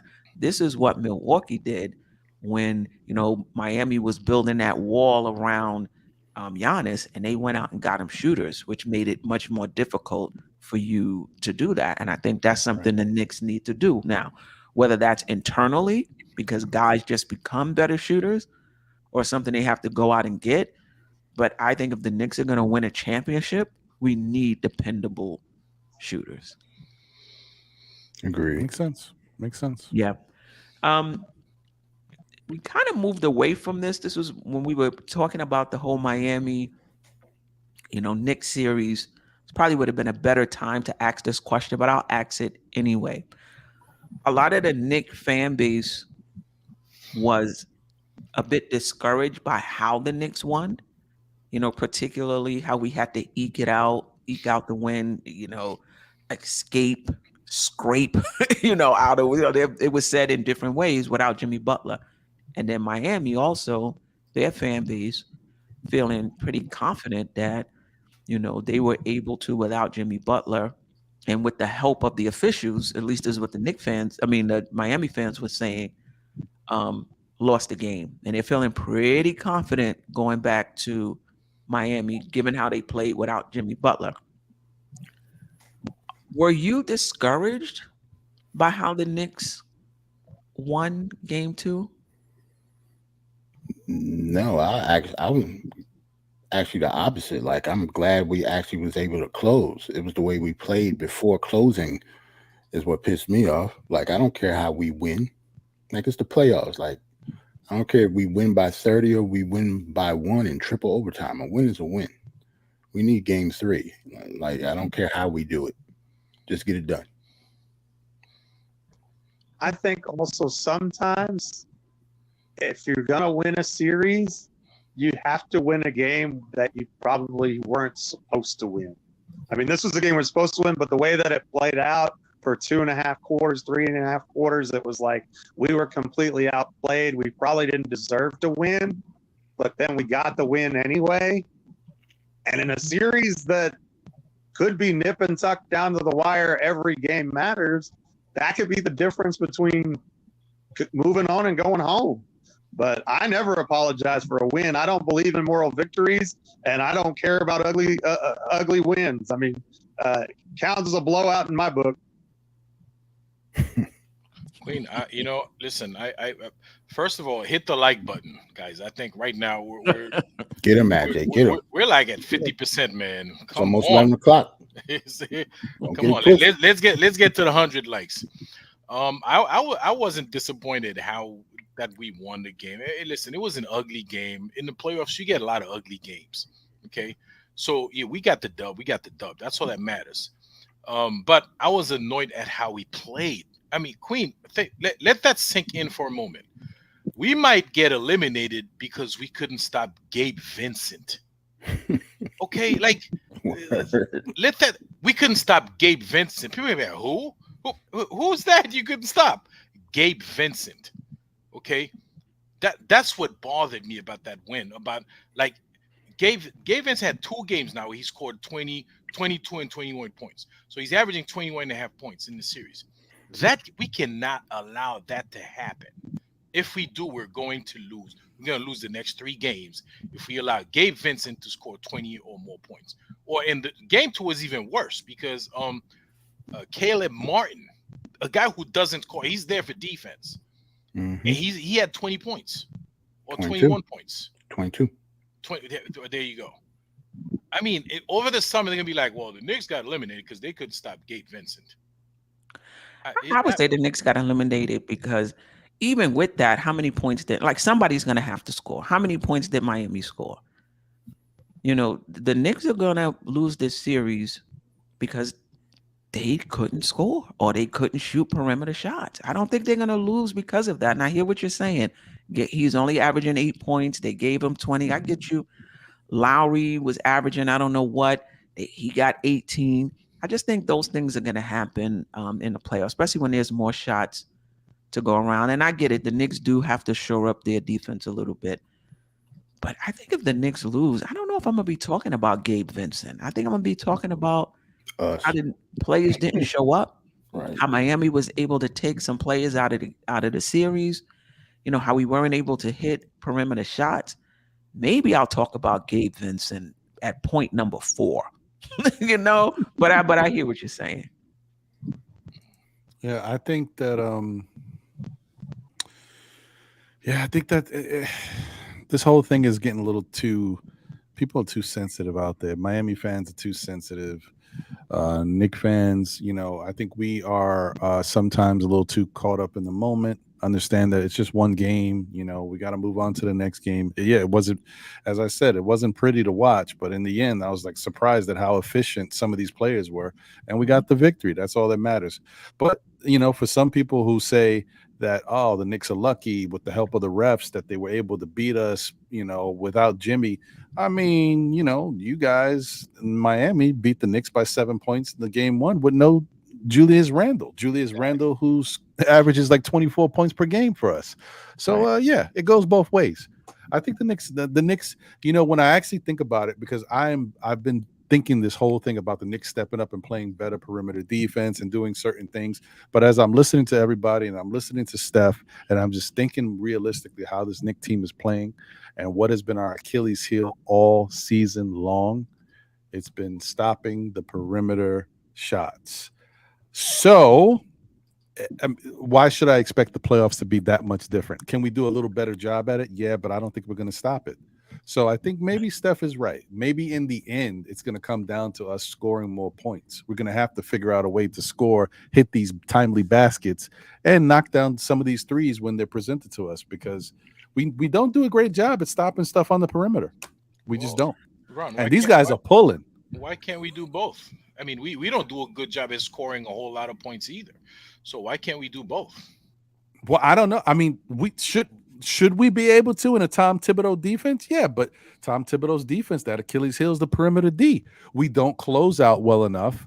And then if you got Josh Hart, who's better at closing out and helping guard the perimeter, you got him worrying about Jimmy Butler. Well, he's got his hands full. He can't really help other guys out when it comes to that. So other RJ and Julius, guys got to step up and really get out there. I don't know. The way these guys are pulling, and it's not like they're just like, oh, we're at the line, let's shoot. These guys are pulling from distance. Kevin Love pulls from distance. Gabe Vince is pulling from wherever he's at on the court. These guys Strauss is just shooting. Like, yeah, Strauss is a good shooter, but I don't expect the other guy. Yeah, I don't expect that to continue. So if we play a little bit more defense, and that's. The Knicks have the 19th ranked defense, though. Let's keep that in mind. We've been playing. Oh no, they're Mm-hmm. And going into the series, Steph, they had the number 1 overall defense in the playoffs, defensive rating wise. Mm-hmm. They play defense, but yeah, but listen, Cleveland was an easier team to defend because they didn't have the outside shooting. So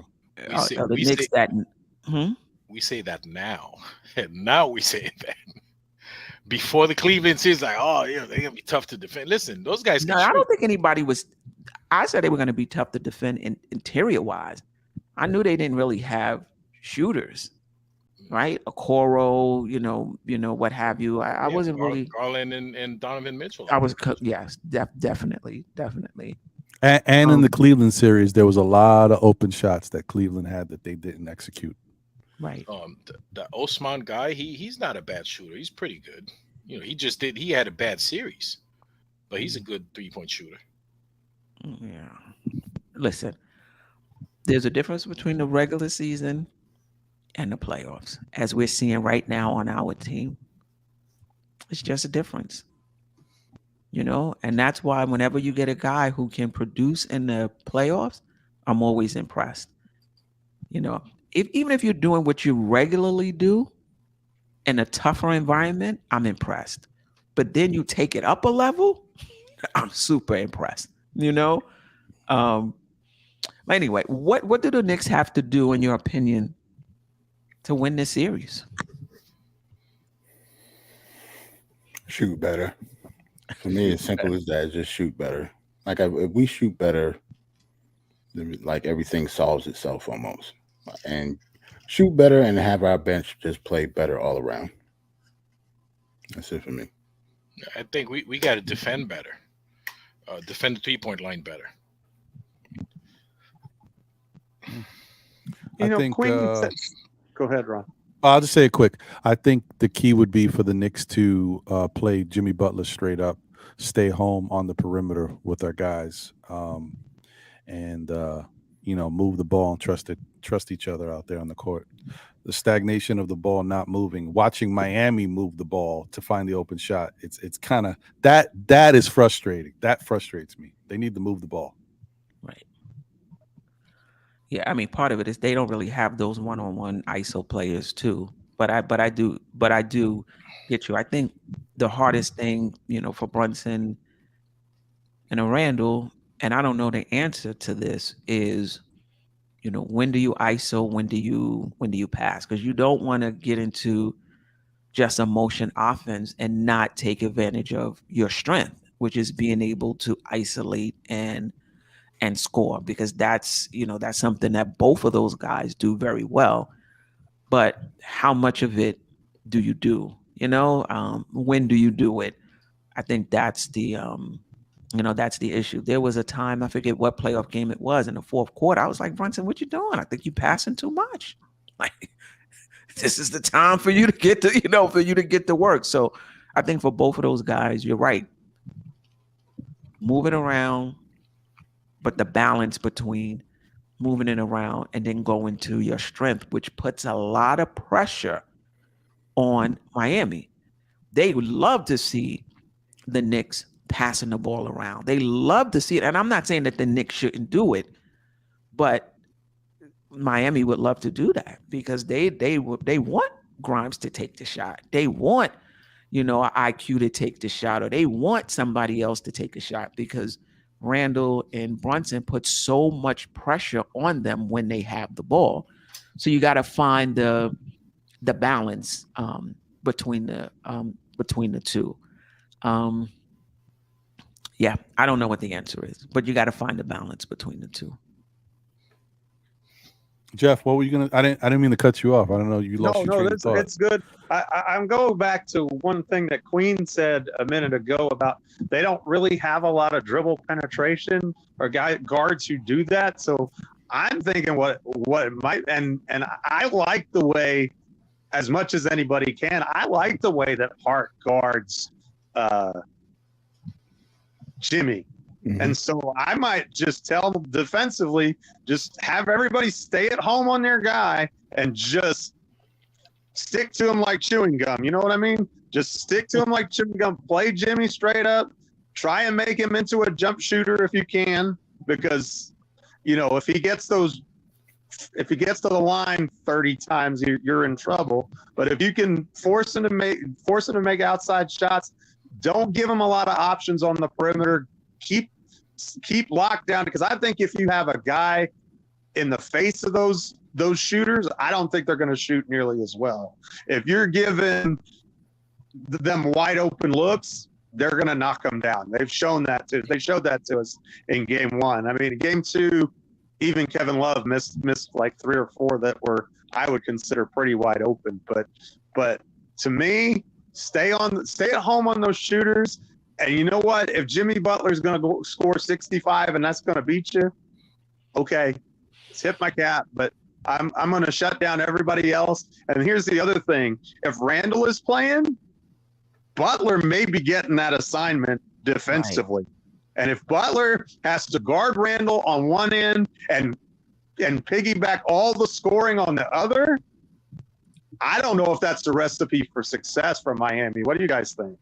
Yeah, agree with that. Yeah, but Eric Spoelstra is not going to do that. He's not going to do that. I think Butler has played Randall in the past. Yeah, right? but that's not going to be his assignment. Like they'll do in showing him different looks. they'll do that. But that's not going to be for the game. All right, that's your assignment. He's not going to do that. Yeah, but off that injury too. Yeah. Oh my God! Listen, there's one thing we got to do, man. We got to stop going for these pump fakes. Jimmy Butler pump fakes 50% of the time he's taking a shot. That's why he goes to the line so often. He pump fakes. Well, that in the officials. Well, yeah. Oh yeah. Oh my. You can't. He get the Michael Jordan treatment. Like you can't. We getting hacked and smacked and pushed around, and particularly R.J. Brunson, who gets fouled every time. Randall gets fouled every time. Yeah, we don't get the calls. And they go to the line, but not as much as Butler. Can I give my official shout out? My one official. Yes. Okay. Shout out to Tony Brothers. 90% of the games he officiates with the Knicks lose. All right, so I'm just throwing 90% out there, but it's a very high number. If you see Tony Brothers, one of the officials, you might as well, okay, you know we're gonna be down 2-1. Mm-hmm. Wow. Right, that's a good point. IKBM with Hero out, so basically Spoelstra put the battery in Vincent's back to be the secondary perimeter scorer because Hero is out. I fully expect Gabe to take 15 to 16 shots a game, even with Jimmy back, because somebody has to take those. Makes sense. Take those shots. But to your point, Ajay, you have to defend them. But not really the Knicks' strong point, especially the way they whip the ball around the perimeter. So one quick thing, right?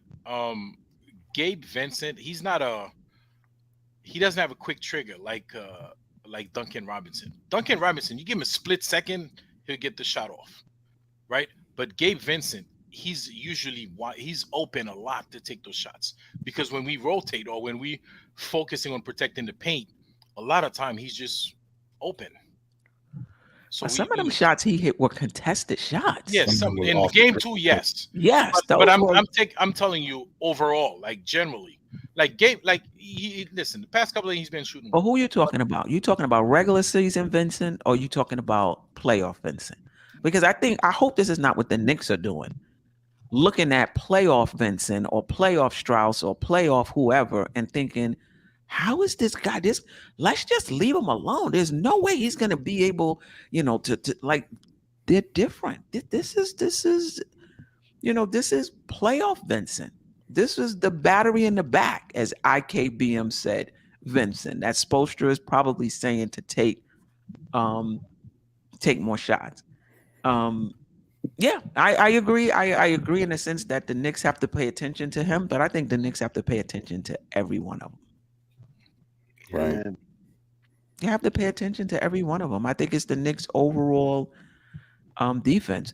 It's the playoffs. These guys are stepping up. I don't think, you can say, oh, it's the Knicks allowing these guys to get these points. I mean, I think that's part of it, but I think another part of it is these guys are being coached up, pumped in confidence, by the other players on this team that they really believe that they can beat this Knicks team. They really believe.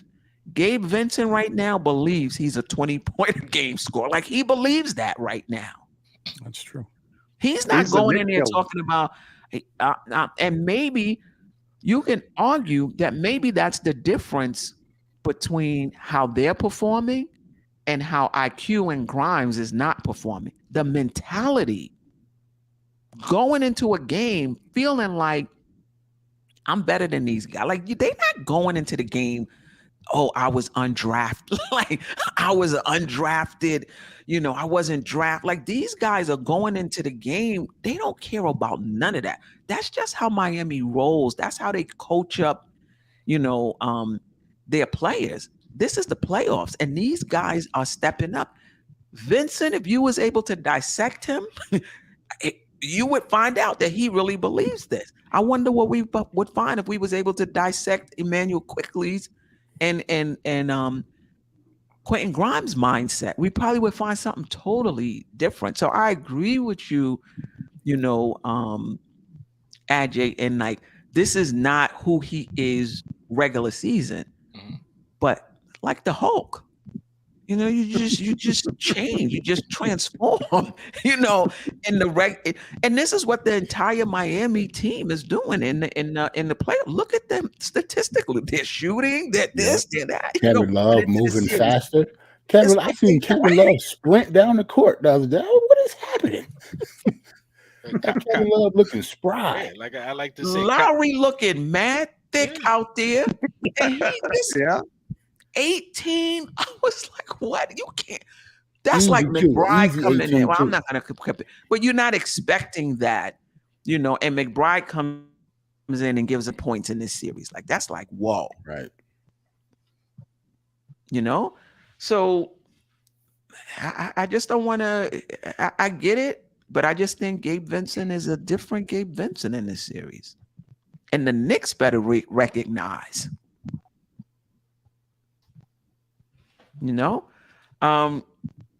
is there anything you would like to see Tibbs do different? Play Deuce McBride. For who? Or you think he's going to expand the rotation?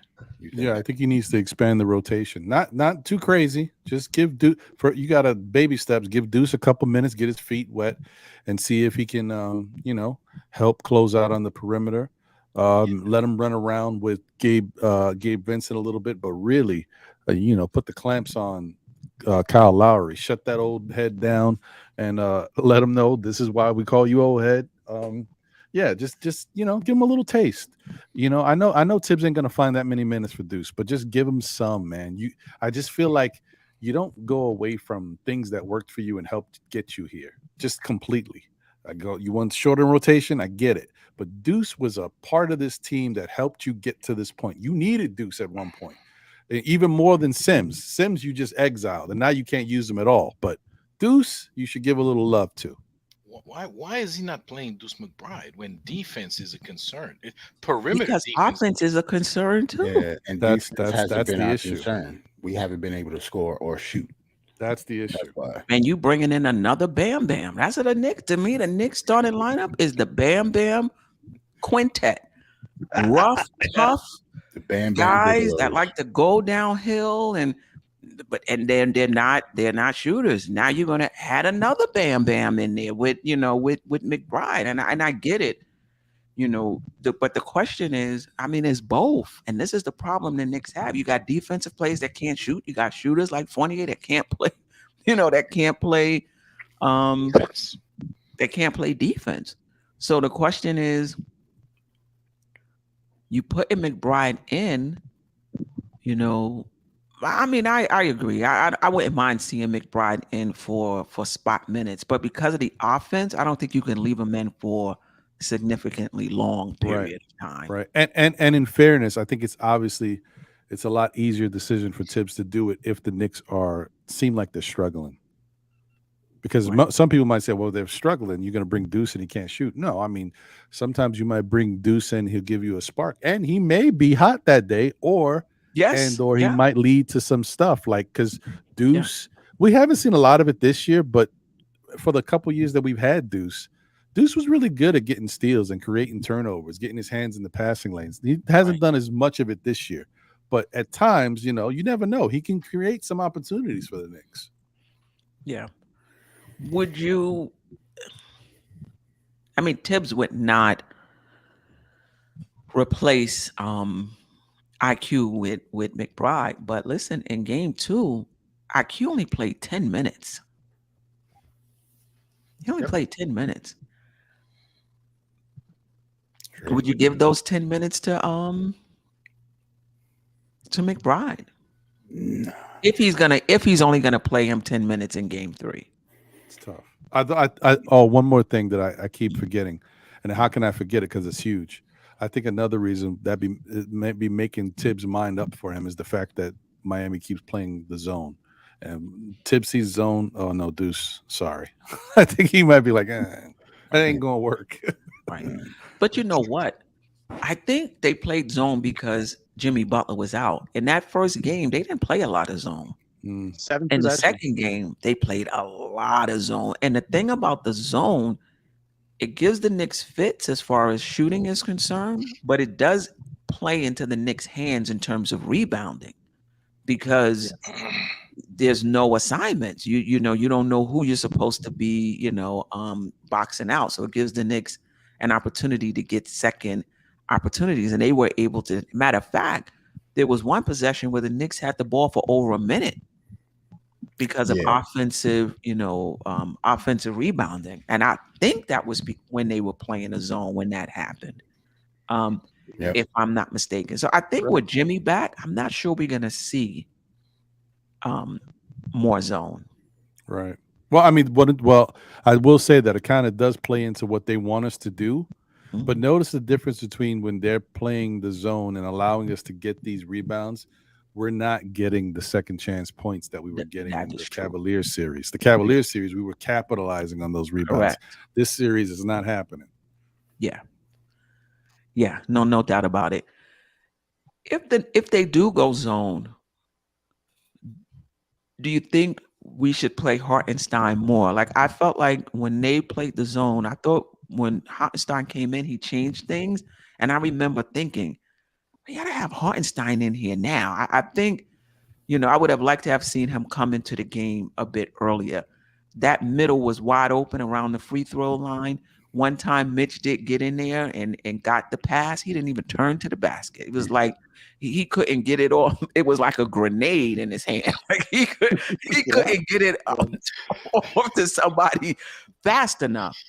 And I think Hartenstein is that's his wheelhouse. He operates, really well in, there. If they do go zone, what do you think? Do you think would you like to see Tibbs go to Hartenstein earlier, or do you think the advantage on the boards in the zone and having Mitch there, probably getting offensive rebounds and putbacks kind of offset the fact that you're not going to get much from him offensively in terms of moving the ball? Forget scoring, just in terms of the flow of the offense. Me personally, I'm all for playing Hartenstein more, period. Whether it's zone, man to man, I don't care. It's boxing one, whatever they playing. I think, I don't know, the past couple games, I like the way Ihart's been playing over Mitch, to be honest. I don't know what's up with Mitch. He seemed like he's hurt, like he's like lumbering up and down the court. So I don't know what's up with Mitch. It seems like he's not healthy. I don't know what's hurt. But that last game, it looked pretty bad for me. That's a good point. And do you notice that, you Steph, to what you just said about them playing zone and it benefiting us on the boards, but notice how they played more zone in game 2, and Mitch had one of his worst rebounding games. Yeah. So I don't know. Maybe there's something to what Jarrell's saying. Maybe Mitch is laboring a little bit. I mean, he was, if you think about it, he was questionable. Of course, he played. He was questionable because in game 1 he took that fall on his tailbone. Mm-hmm. Maybe he's a little hampered right now, a little bit, but he should be fine by Saturday, I would think. Yeah, I think, and I didn't even know Brunson was banged up, with the ankle thing. So these 3 days should help him as well. Yeah, but he actually hurt it again during the game. I don't know if you saw. There was a play where he actually hurt the ankle again. Or re-aggravated, I should say. Yeah, I agree. Trey 3. Hartenstein is better against the zone because he can shoot that floater. We put him at the free throw line and run the offense, through him.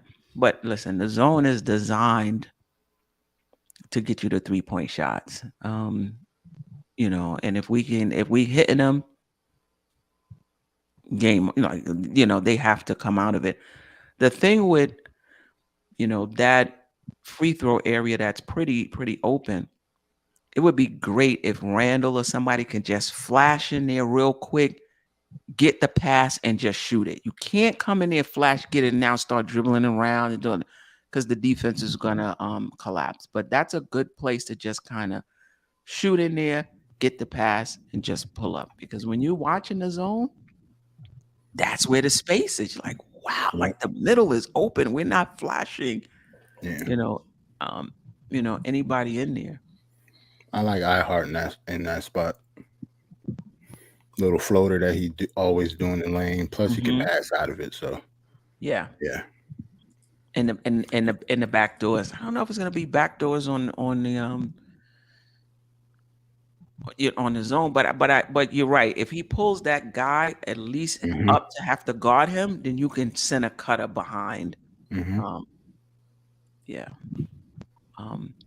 doubt, no doubt about it. Yeah, I don't think Mitch is having the impact that he had against Cleveland because I think Miami just saw how he dominated. And they're putting Kevin Love, and I think some of it might be him being injured too, because Kevin Love shouldn't be able to be keeping Mitch. And Bam Adebayo too. Like Bam ain't no softy down there. Right, that's true. Like he's not Jared Allen. Like that's a grown man Mitch is going up against now. Right. But do you still think Mitch is hurt, or if he was do you think he's not dominating them because he's hurt, or you think he's not dominating them because they're just savvy and they saw what he did in Cleveland, because they're not even as tall as those other guys. Right. I think get it. Allen and them was just real soft. Yeah, I think it's a little bit of both. But Bam Adebayo, like, this is a former All-Star. Like, he knows how to play. Like, he always plays better than Mitch when we play Miami, to be honest. At least to me. Former. He was an All-Star this year. Was he? Yeah. Yeah. Okay. He was the All-Star on the team. Yeah. Oh, yeah, you're right.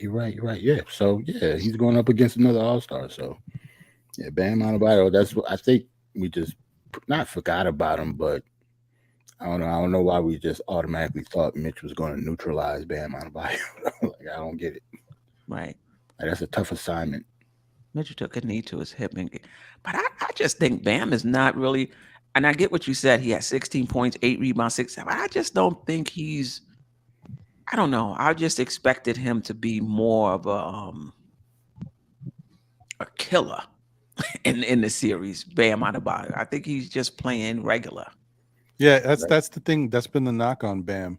As someone who has frequented sports fan book, and anyway, he hasn't always come through. You're not saying you have a problem, are you? No. Okay. Come on now. Reach out to my guys. You know what I'm saying? Like, what's happening? Come on, Jarrell. We talk about it later after the show, man. Okay. No, but yeah, he hasn't always stepped up and been as aggressive as you would think he would be, considering the skill set that he has. And with Mitch, I don't think it's really that they did that much. We'll see if he doesn't show to be a factor in Game 3, then I'll say Miami is doing something different.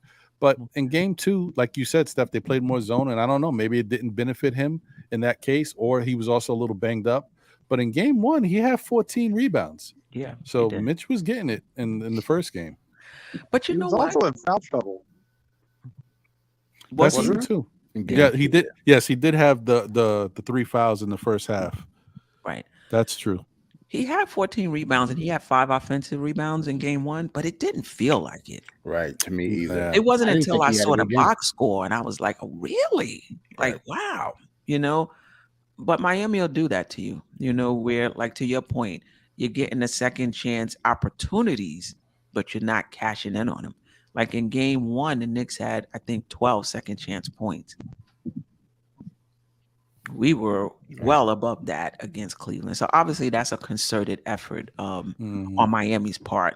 They know how we try, how we like to score. Second chance points in the paint, keeping the turnovers low, making sure we get up enough shots, even if we don't shoot a higher percentage, making sure we get up enough threes, even though we don't hit them at a higher percentage. They know how we get down. They know what we trying to do. And they're trying to take care of all of that and say, if you want to win this series, you're going to have to hit some shots. You're not going to shoot 28% like you did against Cleveland from 3 and 34, whatever you shot against Cleveland, and beat us. Because we're going to take all of that stuff away from you and we're going to make you hit shots. That being said, I think Game 3 will give us a better sense of who we are versus Miami, because I think it'll be the second game with Randall back for us. And they'll also have Jimmy Butler, right? First game without Randall, second game without Butler. Game 3, we're gonna really be able to get a good sense of these two teams. Thoughts on the reduction in Obi's minutes in game 2 with the return of Randall? You know, I thought Obi has played well this entire playoff series, like really maximizing the minutes he's gotten. I know defensively, Freezy had to point it out, and some others have pointed it out well as well in game 2, just missing some rotations and giving up some open shots. He wasn't the only one. Game 1 without Julius Randle, 18 points, I believe, 8 rebounds, took 11. Let me tell you, Obi gonna get his shots. Don't worry about that's the mentality Grimes need to have. Word. You look at, he got 10 minutes, 6 shots. 17 minutes, 8 shots. Like, he gonna put up his shots when he's in the game. I think overall, Obi Toppin has been playing well. You can argue that this isn't any different than what Tibbs has done all season, right? RJ was out, 48 got run. RJ came back, 48 went back to the bench. Brunson out, quick start. Brunson came back. Things just go back to the way it was. But do you think Obi Toppin has played well enough this postseason that even with the return of Randall, he should have gotten more minutes? I think he got 10 minutes and Randall 38. For me, I don't care because we won the game, but I was going to say that, but I figured I don't care. We won the game. I'm not going to sit here and talk about Obi's minutes. We won the game. Right. But just going forward, your thoughts, because he does bring something to the table in terms of his 3-point shooting.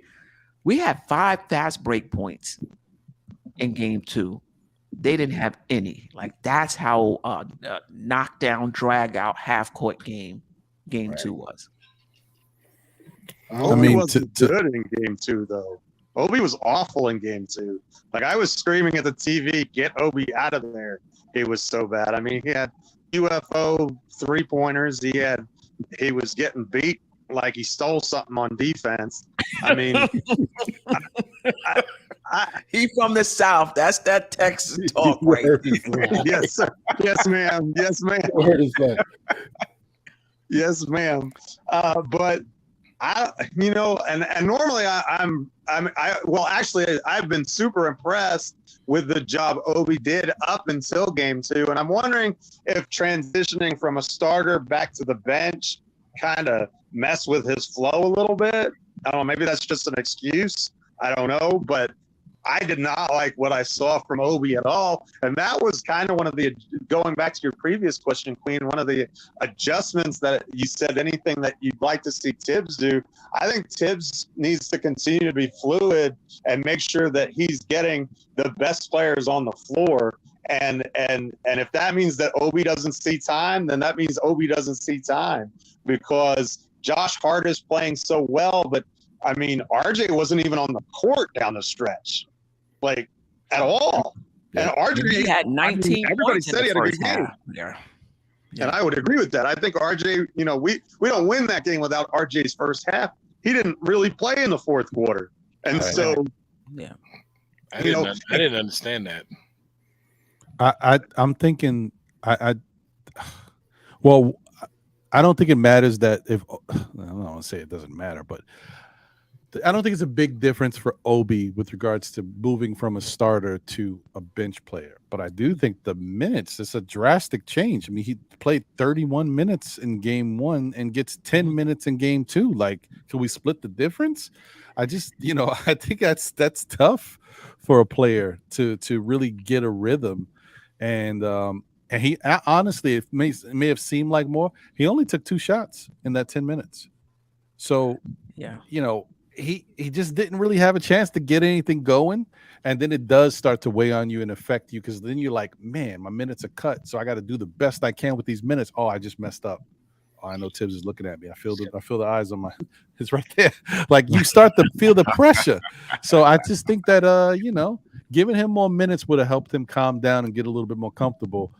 However, I know Tibbs is like, as much as he wants to, he's trying to get Julius Randle back into the flow of the game. And Julius had a good game. So it's tough to not keep him out there when you need him. But I do think it was a disservice to not play RJ in that fourth quarter a little bit more, because RJ had a good game. So I'm a little surprised that he did that. Unless he feels like sometimes when RJ, Randall, and Jalen are out there, it's too many hands in the pot, and he wants these guys. It could be that. It could be that.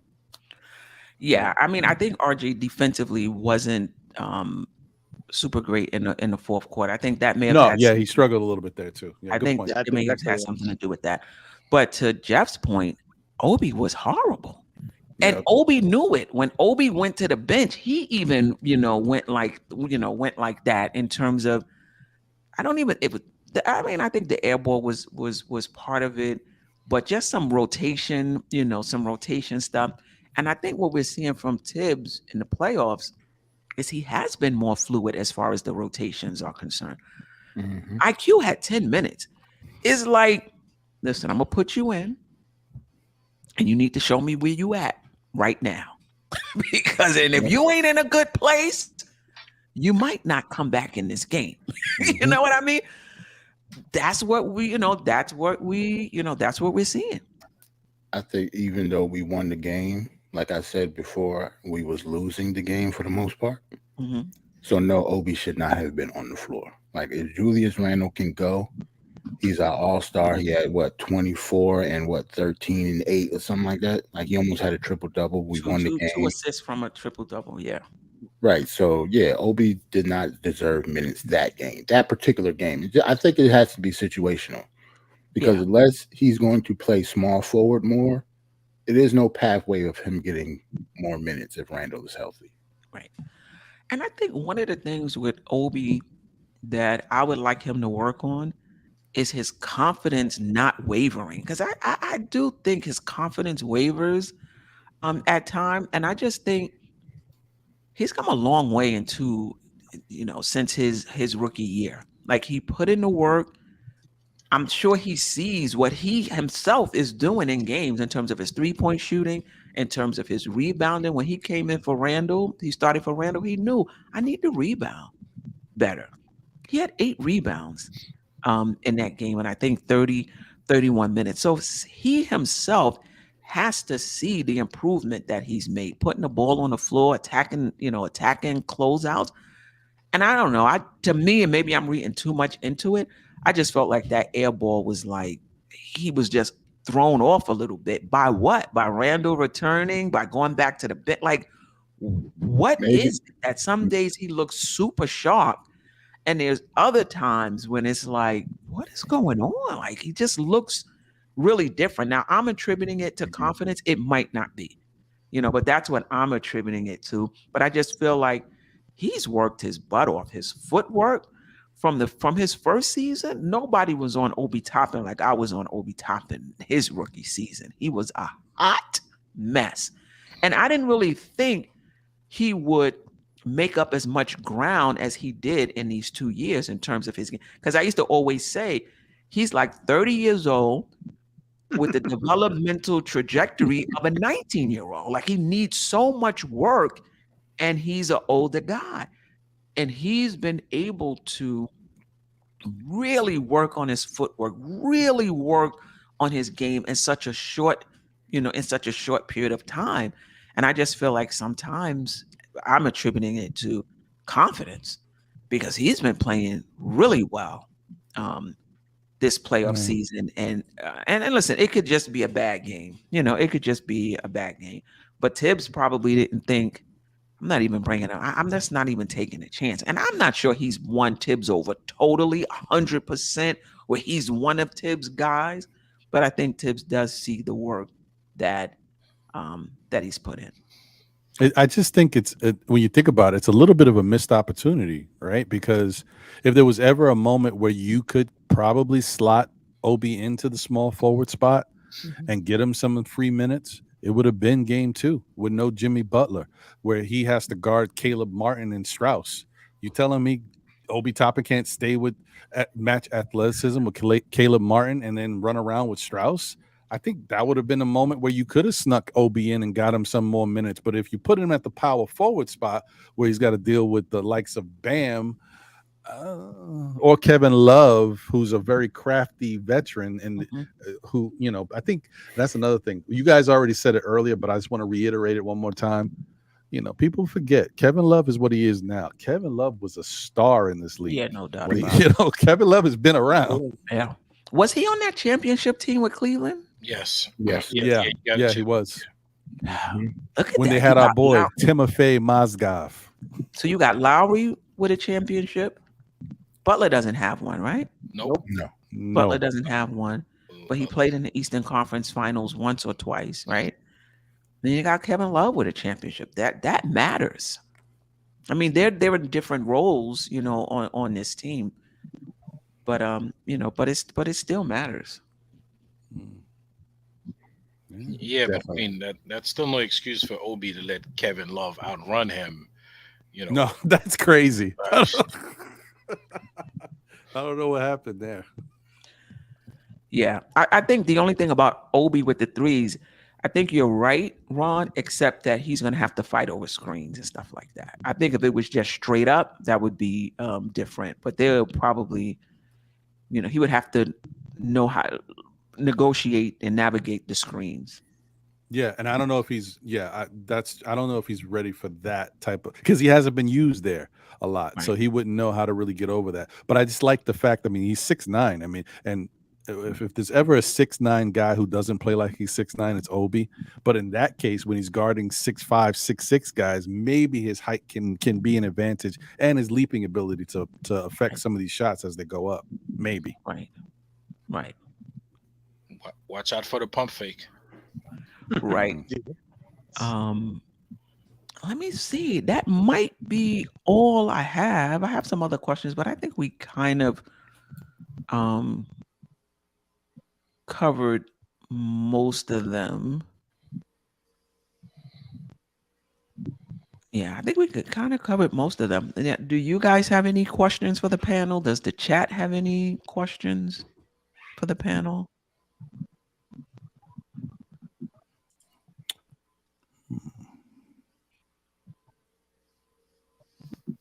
I mean, the love Tibbs gave to IQ in game 2 was 10 minutes. Yeah, but minutes he gave Obi Toppin. But I hear yeah, you. the only thing is, you know, the IQ leash is so much longer than the Obi leash. Like he's whittling the minutes down, but he's seen so many games of IQ not stepping up. Obi like was a starter the last game, played pretty good. Now he's getting 10 minutes. Like it don't take much difference for Obi to get less minutes. But I think that had a lot to do with Randall, though. Could be. I think that had a lot to do. And I would like for everybody to just remind themselves that this is the playoffs. Ain't nobody gonna get nothing. This is the playoffs. Yeah. That's a fact. If we lose games, we go home and the series is over. Tibbs isn't going to just give Obi minutes just because he's Obi. Right. I mean, IQ got 10 minutes. I think Tibbs is like, I'm like, wow, like Tibbs is really serious. Right. Like this is the playoffs. You got 10 minutes. It was the playoffs, and like I said, we was getting handled in game 2 until the last 6 minutes. So yeah, he shortened that rotation. He should have. OB comes in, he gives you shoots 2 air balls going back out. Yeah, sit down. That's fair. That's fair. Like why would he play him? We were losing the game and he came in and shot 2 air balls. Man. Oh, it was 2? Yeah, he shot 2 air balls in a row, Steph. Phew, phew. Yeah, I felt the wind on my couch from the damn air ball. Like, it's crazy. We're not going to give Obi minutes. You're not just going to give him minutes just because he's Obi. He has to play well. So does IQ. Like we about to go home, right? If they don't play well. I think the difference between the two, though, is quickly at least you have a baseline defensively. He's right. Much more defensively aware when he's on the court than Obi is. Obi tends to get lost, especially when he gets in the pick and roll. He doesn't make the right decisions a lot of times. He's just not, in my opinion, maybe I'll disagree, but I don't think he's a very high IQ player on the defensive end, whereas quickly, I think is the exact opposite. Quickly is very tuned into what's going on defensively, and so when you have that baseline defense, especially for Tibbs, that's going to make you much more likely to be able to earn more minutes. But I think even you're saying now, he's like, well, Quick's not giving me anything on offense. Well, I'm just going to play Grimes and Hart because they're better, at least as good defensively, in my opinion, better defensively, and they're giving me more on the other end of the floor right now, or at least Hart is. Right. That's a good point. We have 108 in the chat. I'm not going to dare use the bandwidth to pull up the YouTube screen to tell you to tell you how many likes we have. Only 76 likes, man. 76 likes. So definitely get the likes up. It supports the channel. It helps the algorithm, even though the YouTube algorithm has kind of changing like every 5 to 6 months. But I do think that likes is still helps the it's very algorithm. important. Yeah. So if you appreciate the content, hit the like button. And I'm hoping all 107 that's watching are also subscribers, right? So if you like the content, please subscribe to the channel, hit the notification button so you'll be notified anytime I go live.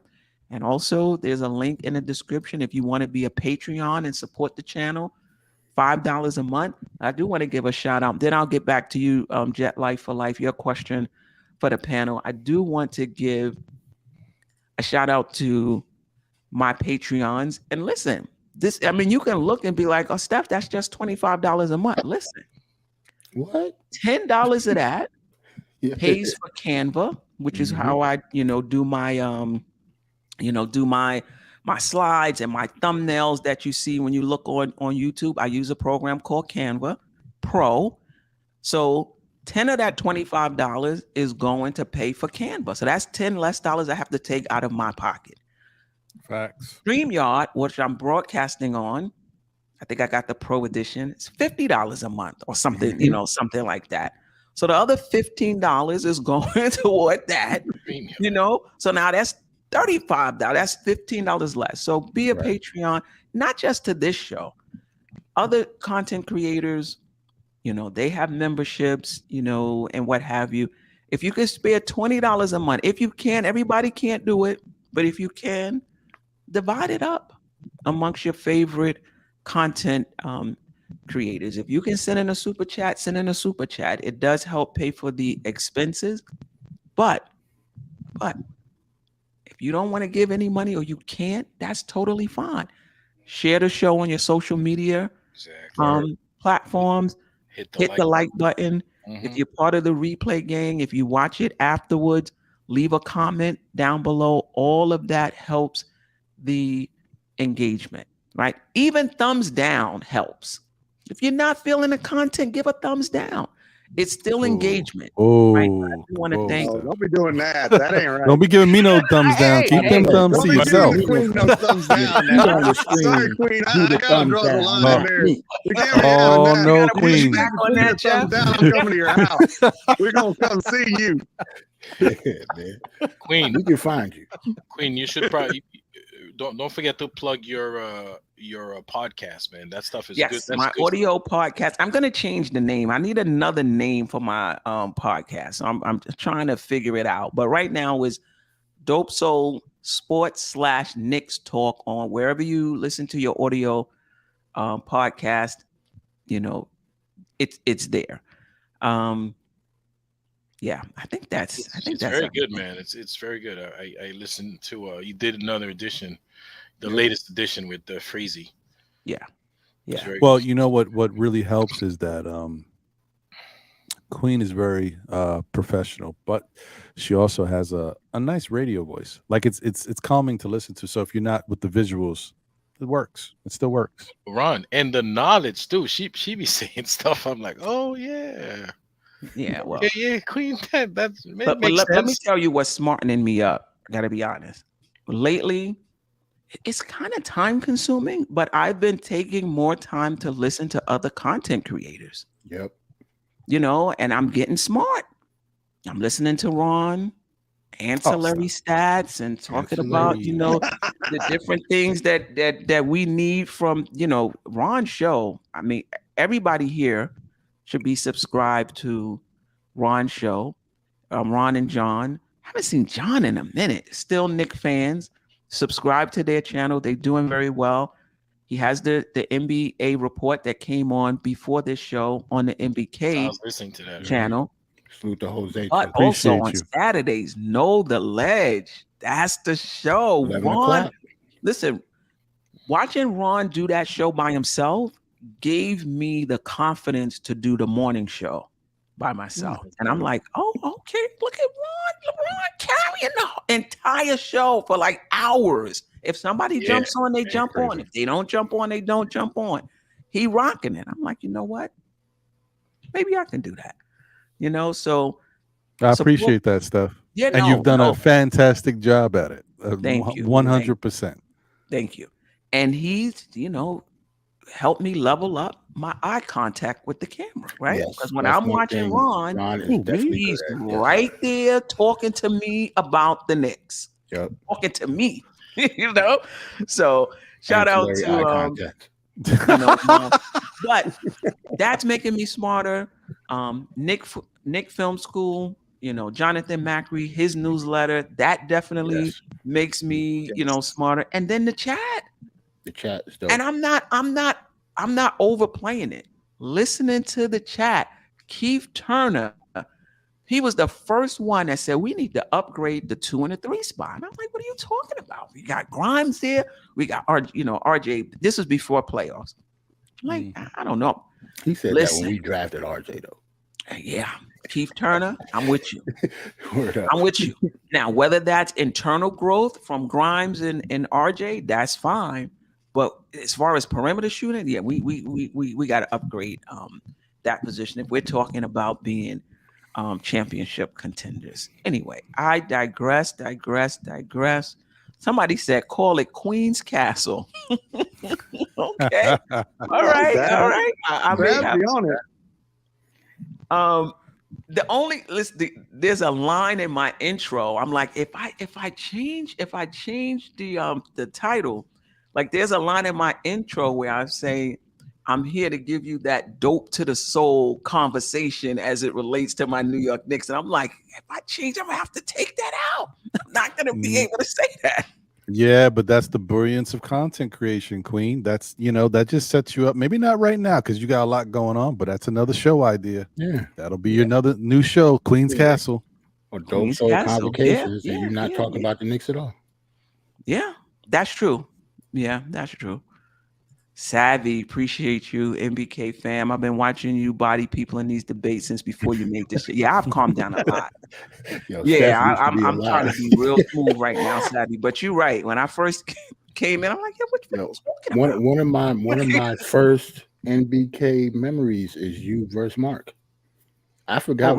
I forgot what the subject was, but yeah, you and Mark was going at it.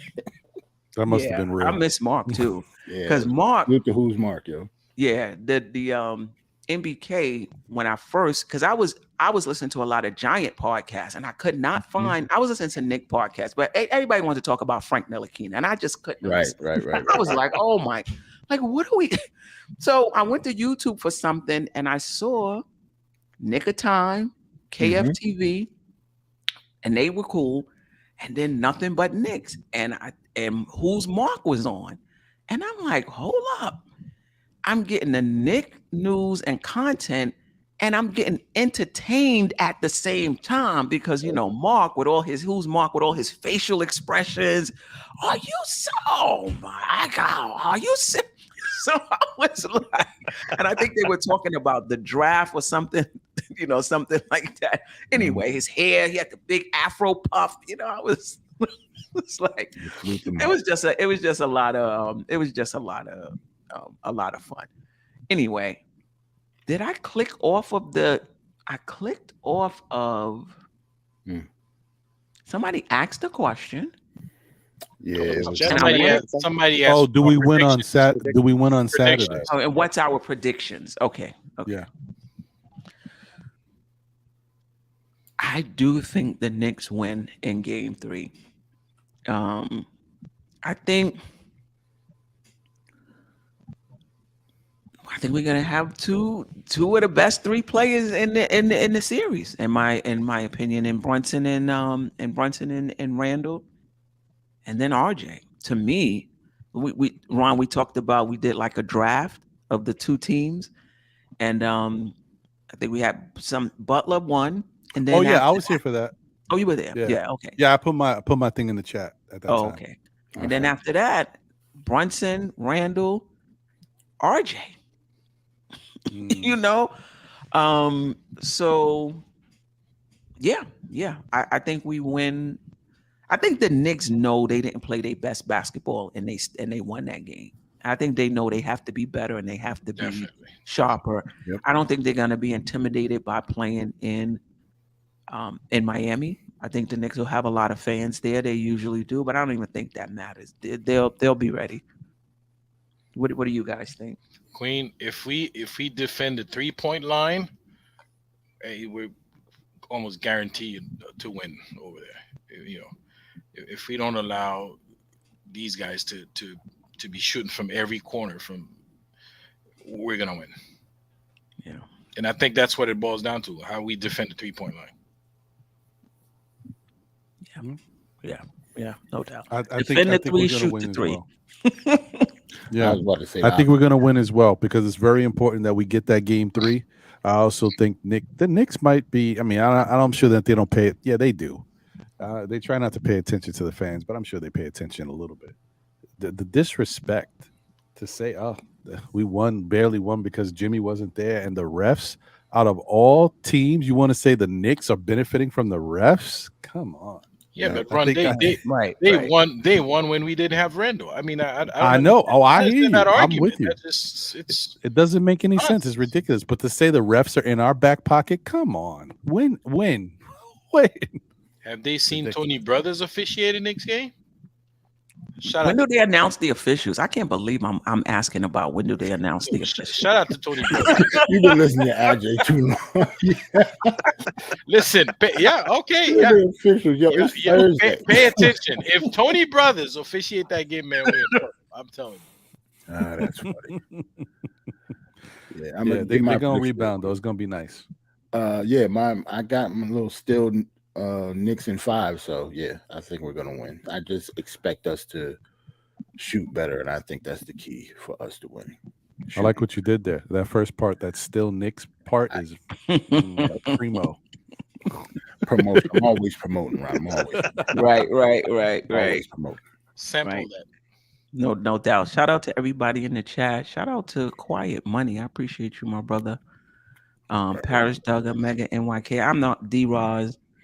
At least we got 112. Hit the like button if you haven't already. Subscribe to the channel if you haven't already. Any last words, fellas?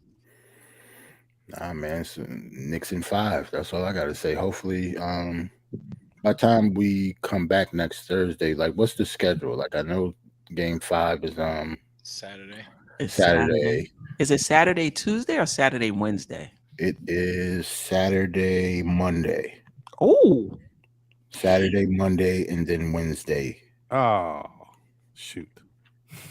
Saturday, Monday, Wednesday. Oh, so we'll have a lot to talk about. Guess there won't be an SKF weekly on Monday. Oops. No, because it's Monday at 3. Unless I go early. Yeah. And it's an early game, 7:30. So. Okay, maybe I'll go early.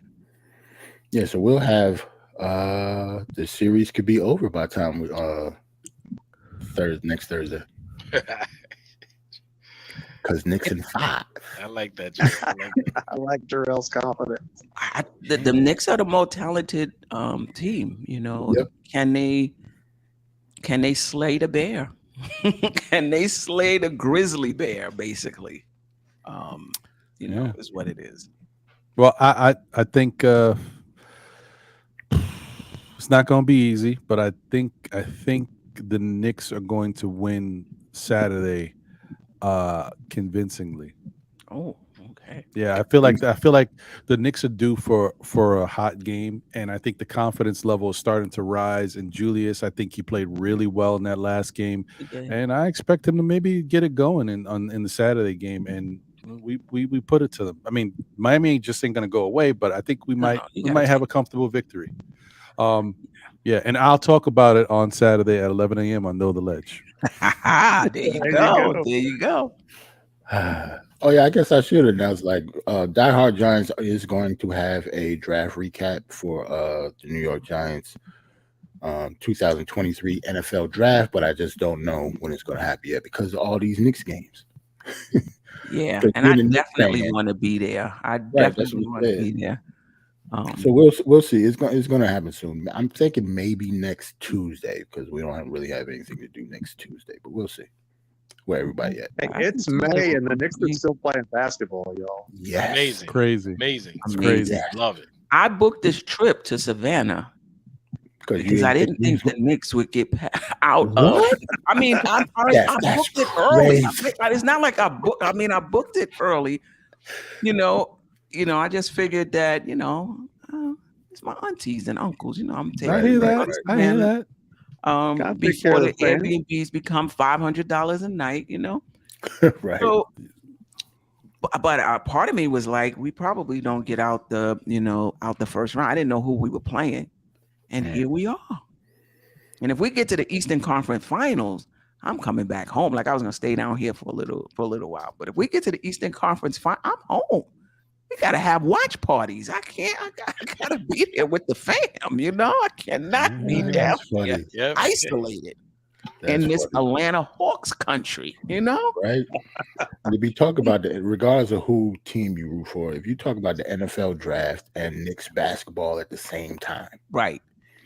It's a glorious feeling. Let's just say that. That don't happen often. I mean, they don't care about the Hawks in Savannah. Trust me. Yeah. That's true. That's Knick country too. Yeah, or they like the Hornets or something. For sure. Well, listen, I appreciate you guys. Go ahead, Jeff. Oh, he said the Hornets. I said the mess that Michael Jordan made. Right. Yeah. Oh wow, tough one, Jeff. Tough. Did they say he about to? Didn't they say he about to? He might sell it. Right? He's gonna sell him. Yeah, we'll see. Best thing that happened to him. Sorry, I'm not an MJ fan now. He tortured our Knicks for years and years and years. He was public enemy number one when I was a kid. Yeah. Now it's Gabe Vincent. Now it's Gabe Vincent. Gabe Vincent. Gabe Vincent really pissed me off the last game. Now it's Gabe Vincent. He was launching that thing from anywhere. Don't get AJ riled up. Thank you. Oh my God. Gabe Vincent. 2 dribbles. Can you splash. the sound of that, right? All summer, the Knicks couldn't get to the Eastern Conference Final because they couldn't contain Gabe Vincent. Yeah, that is true. We can't lose because of Gabe Vincent, man. That's why I got the Knicks at 5 because I refuse to believe we're losing because of Gabe Vincent. Gabe Vincent. I get it. Wow. I get it. Wow. And no disrespect to him. He's a good player, but I mean, he can't be the one beating us. Like we can't contain him. Yeah, I wouldn't. Yeah, no disrespect. He ain't good. I wouldn't say he good though. Yeah. Well, I'm hoping you're right, man. Knicks in 5 would be great. I think it's gonna be Knicks in 6 because I do think we might get one Jimmy explosion. That makes sense. Sounds crazy, but you know what I mean. Yeah, pause.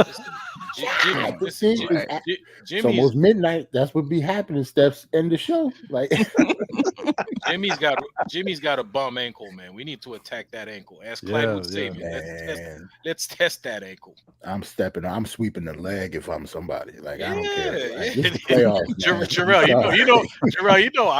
hey, come on, man. It's the playoffs, man. Like I don't root for injuries, but if you are injured, I'm rooting for you not to be healthy, if that makes sense. Yeah. There you go. Yeah, I mean, how healthy is Butler? Well, listen, Butler can do it on one leg. I ain't even counting on an injury. He looked like he was about to come off the take that poncho off or whatever he had on the sideline and come in the game. He was so mad when they started losing in the fourth. He probably when he saw Brunson hit that 3 and Carmelo and John Starks go wild. And he probably would have got off the bench and scored at least 6 points before the game was over. Right. Greg. Manziel. Yeah. No doubt.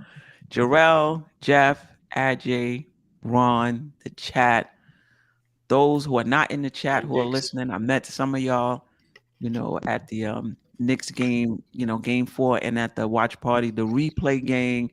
I appreciate all of you. Until next time. Peace. Sister, you one of a kind. Yes. Sister, it's time you That's her. turn. Dope Soul. Where you at?